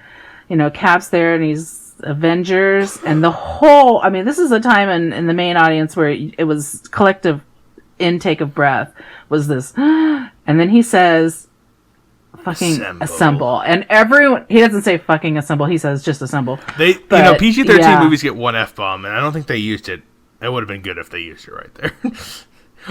Or when Tony Stark does his big move later on, I think it would have been really good there. Yeah, but that would have been good. I think that would have been more powerful there. But I understand they didn't want to use it. Like kids are seeing this movie too. But it's PG-13. You're allowed one F-bomb, and it's the nitpickiest of nitpicks. It doesn't matter. Completely unnecessary because Cap just says Avengers assemble, and people in the theater lose their mind. That's exactly what happens on the screen. Ant-Man blows up. We've Ant-Man been waiting. Does Mega Man or whatever he does. Ant-Man becomes Giant Man. It's like, wow, yeah, epic fight. Now it's like the Wakanda fight all over again. Better. I mean, But yeah, I was gonna say. But I'm a Star Wars fan. I've seen a lot of good fights there. The Infinity War fight was epic.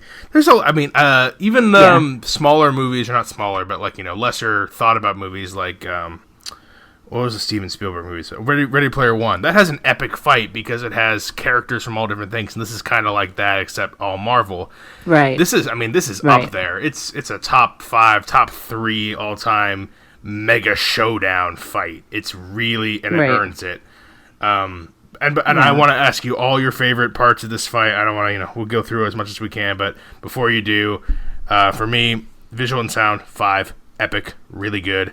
Everything works. Even though I'm saying I don't remember all the music, every time the score hits, the Avengers theme hits in some different way. I like the plays of the Guardians songs every once in a while. The opening and closing songs are really tonally correct. And the visuals are bar none. They're the best. I mean, it's the best $356 million can buy. So it earns it. And character-wise, that it could make back in about half a day. Yeah, so. Exactly.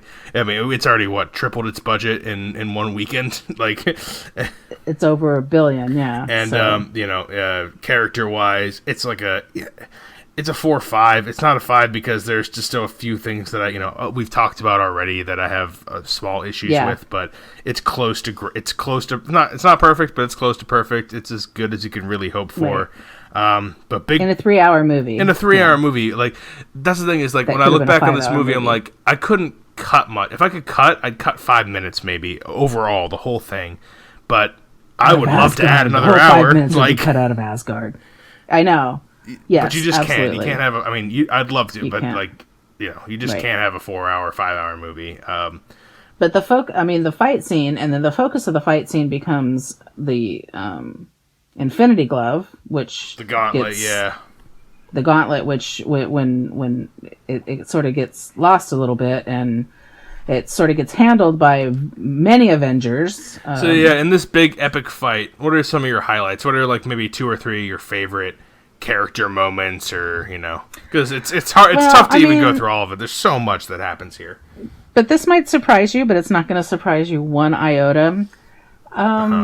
Yeah, I didn't love the fight scene. Of course you didn't. It's an epic. Of course you didn't love the epic fight scene with all the characters you love and have followed for years because it's a fight scene, so you're bored. That's exactly what happens to me. I mean, if I were gonna fall asleep in any part of the movie, that would have been the part I would have fallen asleep. Like, and if another Death Star, if they would have done that in the middle of the movie, I can pretty much guarantee I was gonna fall asleep during it. Even if it starred Cap's ass, I would still be. There's still got to be some parts of the little character moments because there are I can probably name 10 awesome character moments. I'll try to cut it down, but come on, there's something in the fight that you just stuck out. I like the fact that Barton was the one who had the gauntlet for a while. I mean, he always seems like such an ancillary character. Yeah, people always. But he's not. Yeah, but he's awesome. We both love Hawkeye. Yeah, and he really took ownership of it for a big part of that. And probably also I liked Spider-Man, what Spider-Man was doing in the whole thing. Yes, Spider-Man. I love really everything that fight. I love everything that Wakandans do. So anything that any Wakandan was doing, Black Panther had it for a little while. I mean, it was hard because you couldn't really give anybody license to be really crazy with it because everyone got 15 seconds to a minute. It's just kind of a volleyball. Yeah, it was sort of like if you're scoring the last goal and you want to make sure everybody touches it, so that everybody gets a little glory with it. But I mean, for me, the biggest part of it was where, it was the end, was the very, maybe you want to mention a couple parts that you really enjoyed before, but the end was really the big part. I'll say a couple things that I love. I mean, obviously, Spider-Man had some cool shit. The insta-kill thing where his spider arms just stab everyone in sight. I love that Spider-Man doing it because he's kind of like the most unsure of himself. I love, and this is a good example of a good, strong female character that's super powerful, but you are on her side, and that is Scarlet Witch.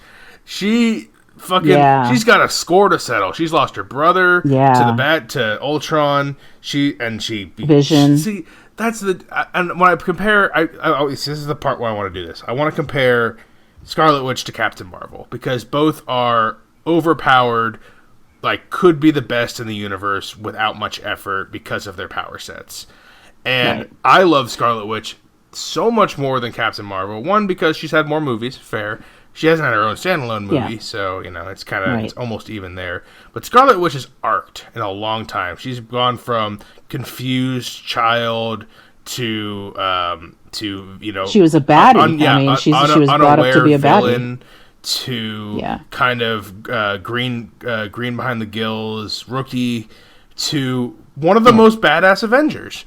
She's grown and changed. She's had camaraderie with Vision, who we don't get in this movie, but I think it's kind of fair because he's part stone, so he can't exist. He's dead. It would have been nice to see him, but he can't. It would have been too much extra time to explain that. He's Gamora dead. He's Gamora. I agree. He's Gamora dead. Gamora. I think there could be another Gamora, but we'll see. But so Scarlet Witch is someone who I respect their arc. I've grown with the character, and I am okay with her being one of the strongest, if not the strongest, because I think she's earned it. And even though she is one of the strongest, she's not definitively the strongest. She is the strongest, but she has character flaws, which makes her human, which makes her interesting and engaging, and someone you can relate with. Captain Marvel, and she's also. Well, Scarlet Witch is also still growing in her power. She's growing. Yeah, she's still getting better. In getting used to it and being able, as far as control and all of that. And I think she's just going to keep continuing to evolve like that. And I hope she does. I like her. Yeah, Captain Marvel was given to us on a platter, and I think that's part of the problem. It's really unfortunate. Because I want to like Captain Marvel so much because I really like Brie Larson. I love Room. I love her thing in Scott Pilgrim vs. the World. She's a million other things I don't even have time to name. I love Brie Larson, and I like the idea. It's not I'm opposed to strong female characters. I like strong female characters that are relatable, that make sense, and there are. You could even say Black Widow's turn to full-fledged good guy hero has been a slow burn. But even then, stuff like that is just like, and it's not like she has powers, but that's why I like to compare. That's why I liked comparing her to Scarlet Witch, someone who is so. She almost took out Thanos in this fight by herself. She almost did, and she's not even fully, polished. And she almost did it the first time too. Yeah, in Infinity War. She's got like levitation, mind control, right? Like energy, power control. She has like energy constraint. Yeah, which is, again, similar to Captain Marvel's, where hers is just kind of like a blow it out the ass kind of power. Like she just rams through ships. I mean, we should say, I think we have already, or people already know, Captain Marvel returns for the fight just to blow up ships and carry the gauntlet for a bit.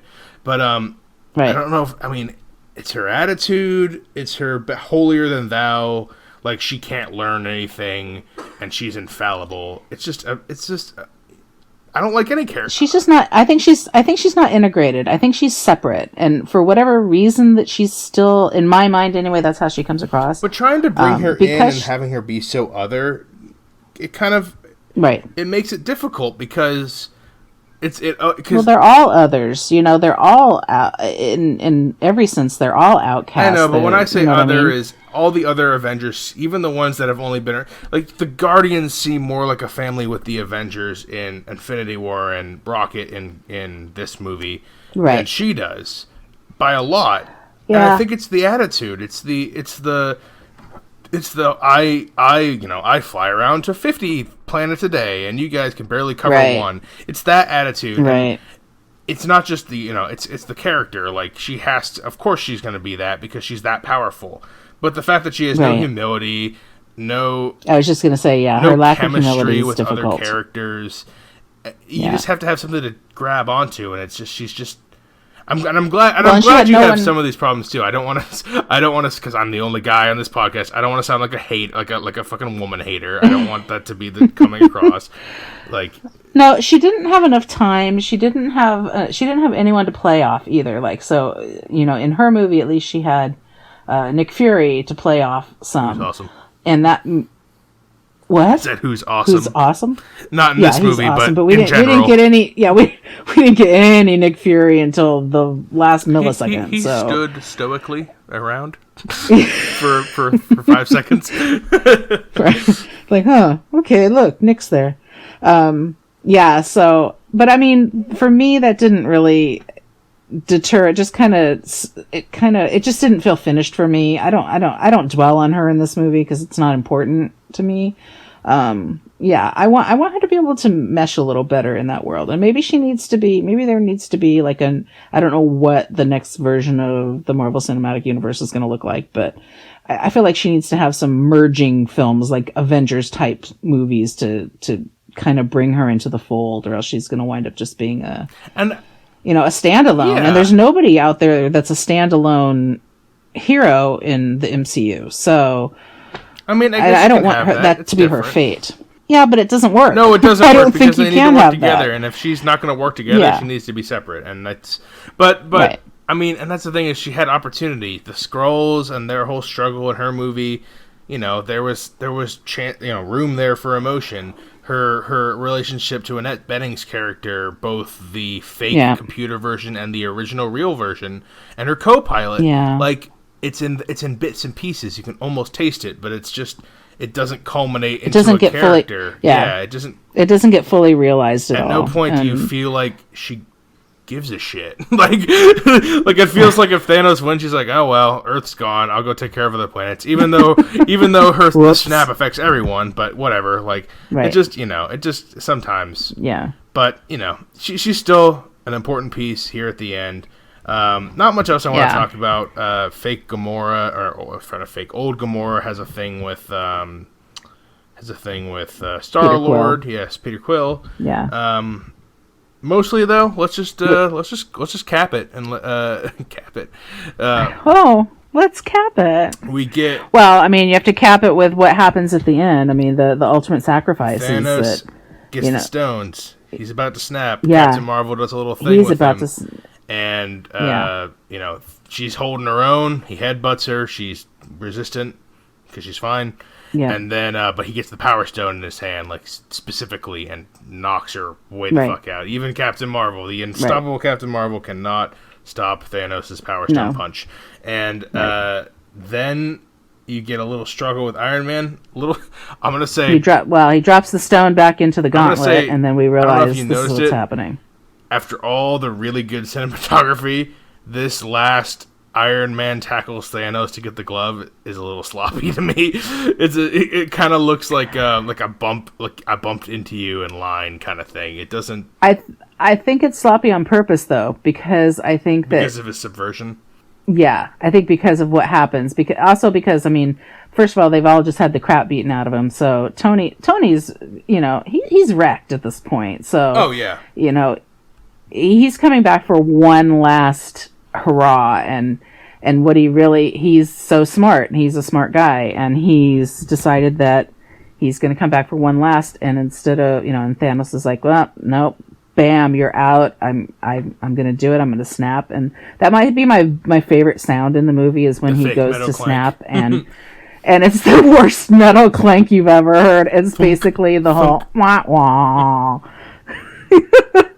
and nothing happens because Tony has stolen the stones out of the glove. And what does Tony say? Right when Thanos says, "I am inevitable," and snaps unsuccessfully. We cut to Tony, and he what does he do? What's he do? Well, you can say it. I've done all the fun stuff. So I just talked about how I don't like Captain Marvel for 15 minutes. You get the big moment. This is your universe. You're the fan. It is, and it's my favorite line. Tony gets. He has the glove. He has the Hulk. I am inevitable. The Iron Man glove. Yeah, I am inevitable, and I'm thrown back to the very first Iron Man movie. My very favorite line in that movie is at the very end, where he's supposed to say, "I didn't do any of this," but he just looks up and says, "I am Iron Man." Snaps his fingers, and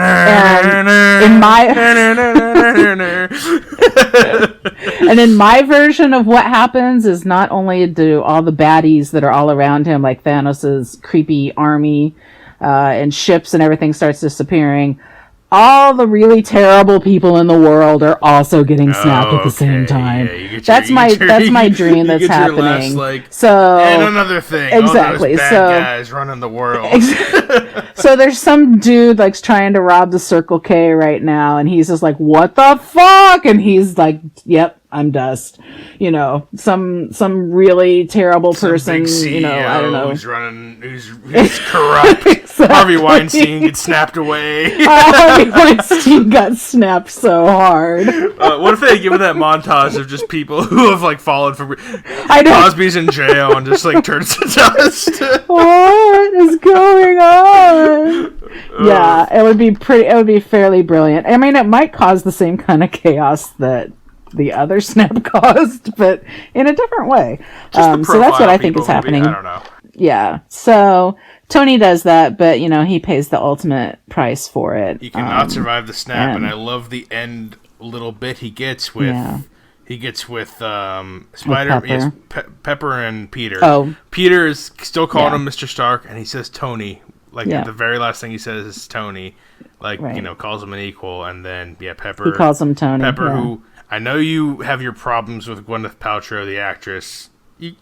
Can you admit she's really good here? Pepper Potts.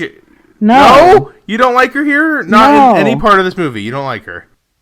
No, her bangs take me out. Like, girl, I'm not kidding you. When I see her, sorry, I'm gonna play the card. I mean, no, I can't.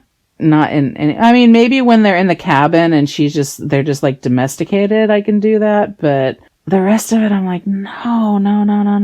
Anyway. All right. Well. So she tells him it's okay for him to leave. That they're going to be fine. You can finally rest after all that work. You can rest. Yeah. Exactly. And so then he dies, and I'm crying. And I'm crying too, and I don't like Tony Stark either. That's the thing is, I was gonna say I thought I'd never cry over Iron Man. You at least like Cap. Daddy was crying. I don't like Cap or Iron Man, and I still like Marvel movies. Mostly because of later Thor and a lot of the smaller characters, and it's just really good writing. Who are you? But like, I mean, I'm getting Yeah. emotional over And good Cap and Iron directing. Man moments, which I never thought I would do, because I don't, I know. I'm so glad this happened for you. even in Iron Man 1, even in Winter Soldier, even in Civil War, that I love. I love Civil War. It's one of my favorites. I don't feel the same just emotion Cap like and I do Iron here, Man. which, again, will fade over time. It's, it's a big movie. Yeah. It's a big emotional release for everybody who listens and Right. watches, but, I mean, Well, and then the fact so that you it get leaves you that with is a few good. more moments.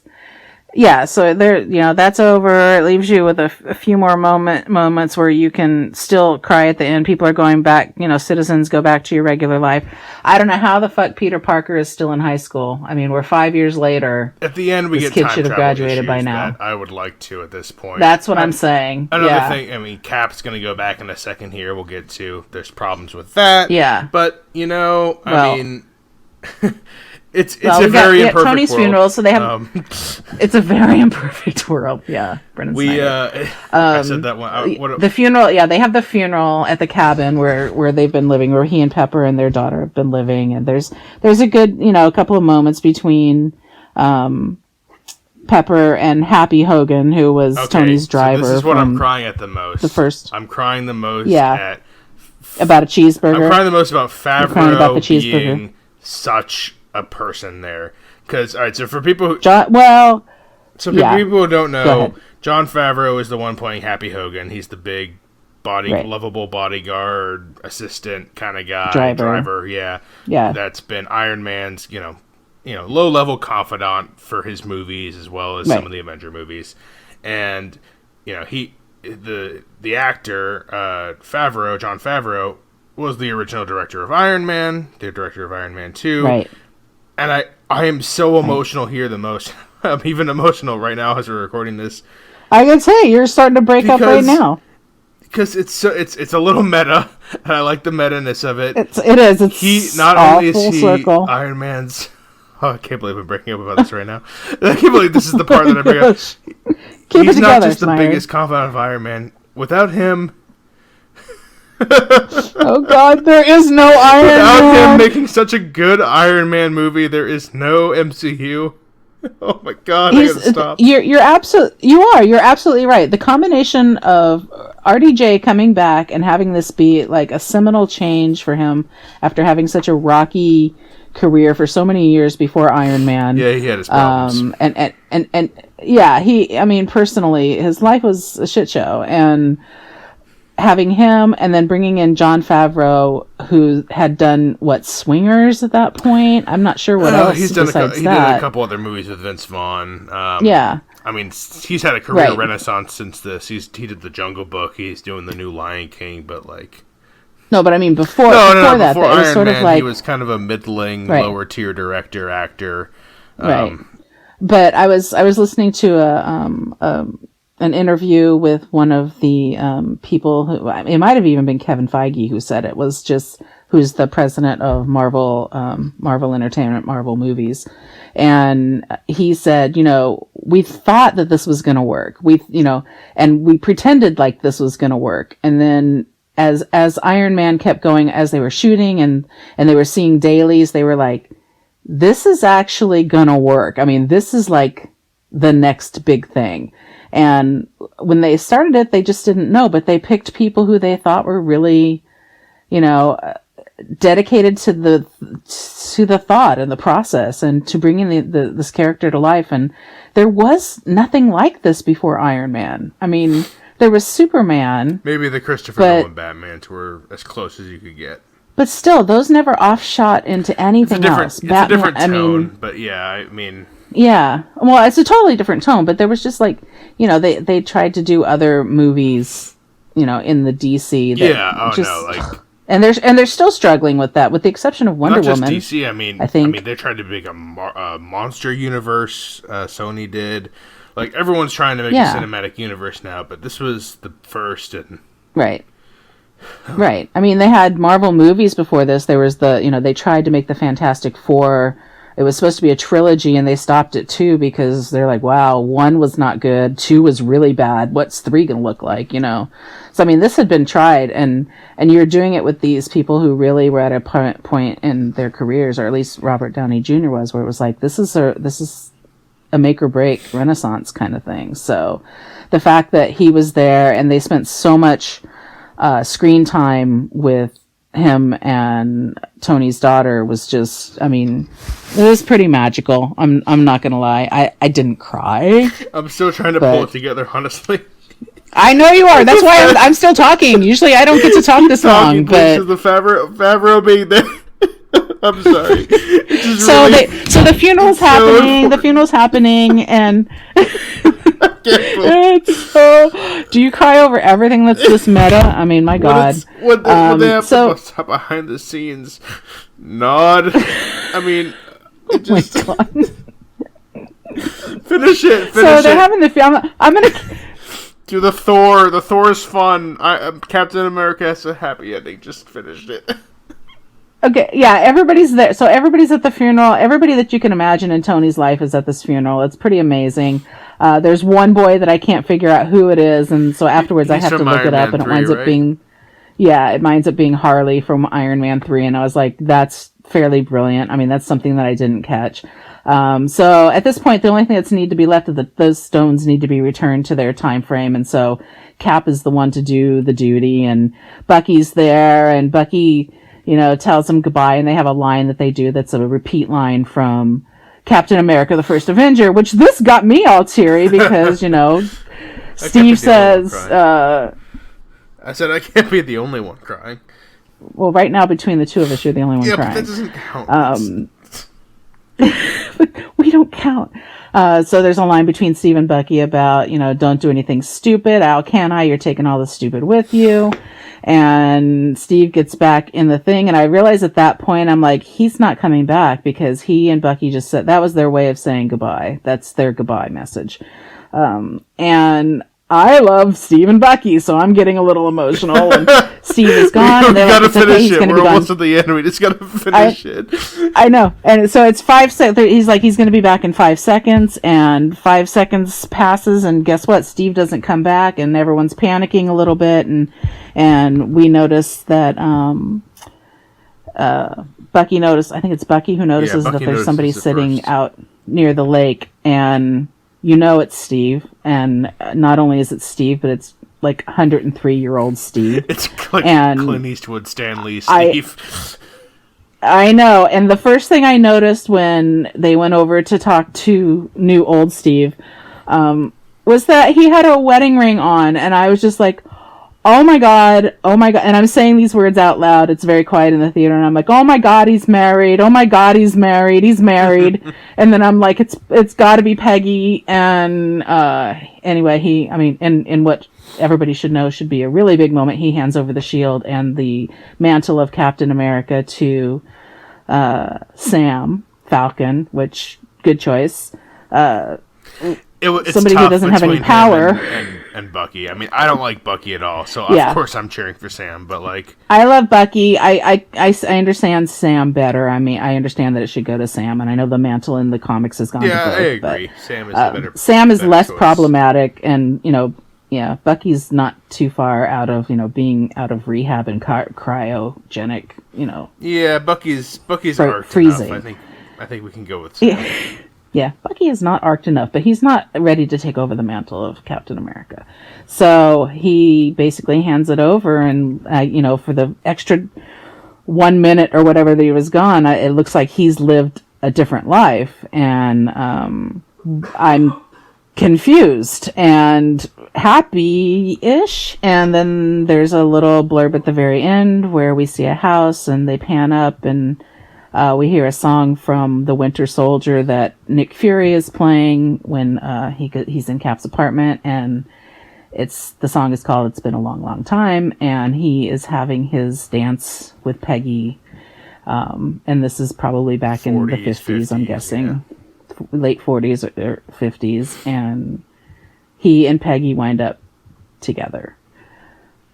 Which I'm happy about. That's the thing is, I thought you would be way happier about this because you were worried about him dying, as was I. I thought he was dead. I was super worried about him dying. Not die, and you knew this was his last movie. It had to be it. But not only does he not die, he gets a really happy ending. He really does. He gets a happy ending, but when I look at it it doesn't make sense to me with the whole time travel thing. No, but I mean, that doesn't fit into, and I guess that's okay. I mean, I have to suspend that and be like, that's okay, because this is the best thing that could have happened to Steve. This is, Steve gets home. Oh yeah, no, that's the thing is, for even me who doesn't like, Captain America, Steve Rogers as a character that much, he's a middling character for me.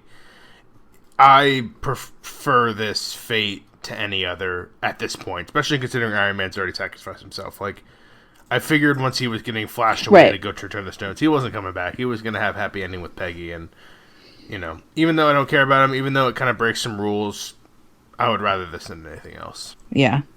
It was pretty magical. Also, Thor becomes a Guardian of the Galaxy. Let's just say that before the credits. As Guardian of the Galaxy. As Guardians of the Galaxy. They get some good banter there, and I'm hoping he sticks around for that. I think Chris Hemsworth, I've heard him say that he was getting tired of the Thor character playing him until he did Ragnarok with Taika Waititi, and since then he's been like, Thor's totally revitalized. He's super fun to play. I'm fine with playing him. So I'm hoping that we get him integrated with the Guardians of the Galaxy, as Guardians of the Galaxy in the future. I think that'll be fun. Yeah, I think him and Pratt play off each other really well. There'll be some space you actually enjoy. As those characters. So it's going to be hard for me. We're at the end, because that's the end is... we are.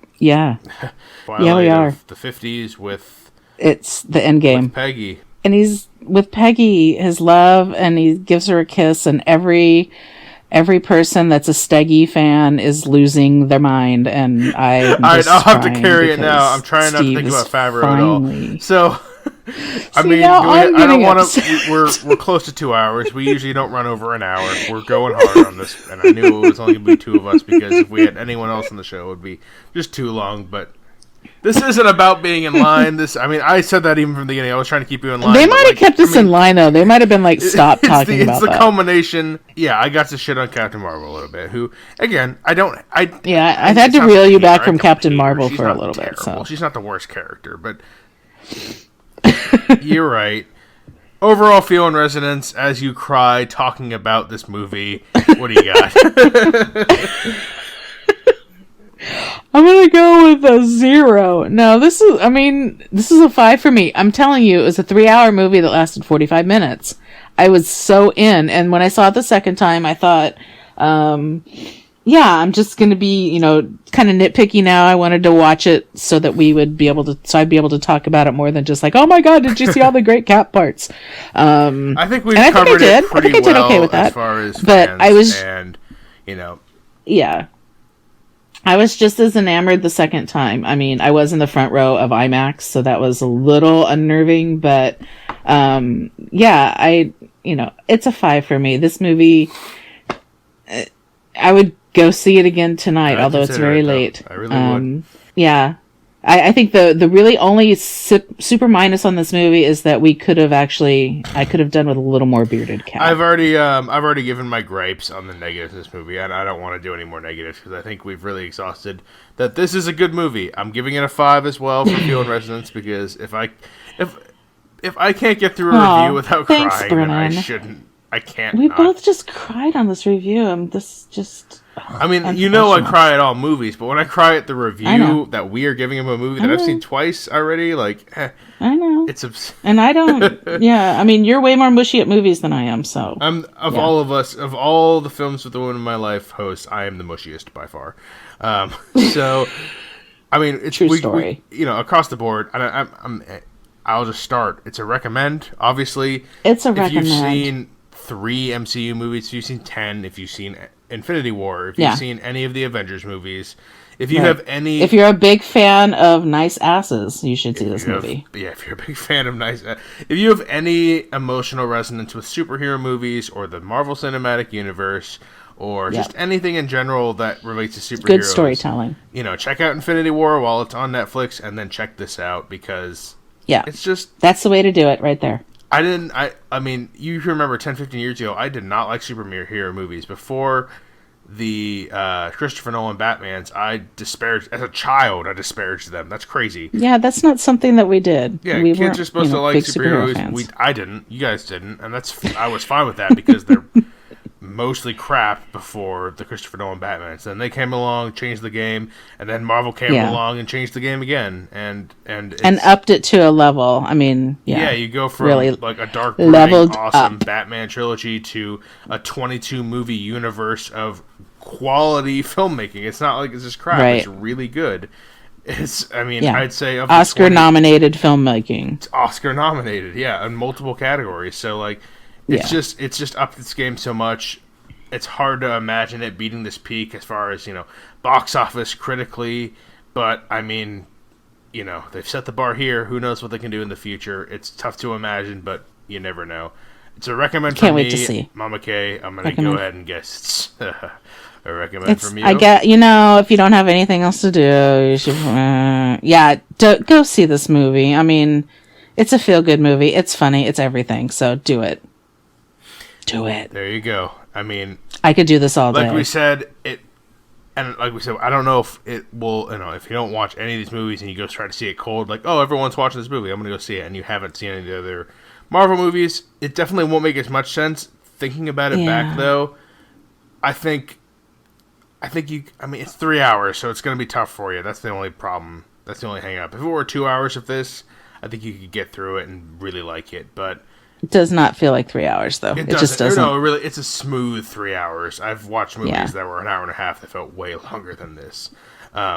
We've reviewed movies that felt way longer than this. Oh, yes, we have. Go back and listen to some of our other reviews, because, yikes. Yeah. We've gone long, though. This is the longest review. Thanks for having me on this. I know. Okay. I feel like, thank you for being if we just went another hour, we would just be the same length as the movie. So there's that. No, thank you for having me. This has been something I've been looking forward to for a long time, and you know that. Oh yeah, me not as much, but after this review, I'm reevaluating everything. I like it more than I thought. It's time to go again. Good. So, Mama K, thank you for being on. If you want to check out all of our reviews, we're on pretty much every podcast app you can think of. Apple, iOS, Android, Pocket Cast, Castbox, everything. On our website, filmswiththewomen.libsyn.com, LIBSYN.com. You can find us on Facebook, Films with the Women in My Life. You can find us on Twitter at FilmsWomenPod, and you can always find me and reach out to me on Instagram. I am Brennan_podhost. Mama K, thank you one more time for being on for this epic review of ours. My absolute pleasure. And until next time, everyone, this is Brennan signing off, saying, enjoy your movies and cry if you like them, but enjoy them. Thanks for listening to Films with the Women in My Life. If you enjoyed being a listener in our life, subscribe to us on iTunes. Please leave a review as it helps more people find the show. Like us on Facebook at Films with the Women in My Life. Follow us on Twitter at FilmsWomenPod. And check out our website, filmswiththewomen.libsyn.com. That's filmswiththewomen.libsyn.com. Original music for the show was created by Ian Burke. Original artwork created by Nicole D'Alessio. This show is produced by Brennan Snyder. Thank you again for listening and enjoy your movies.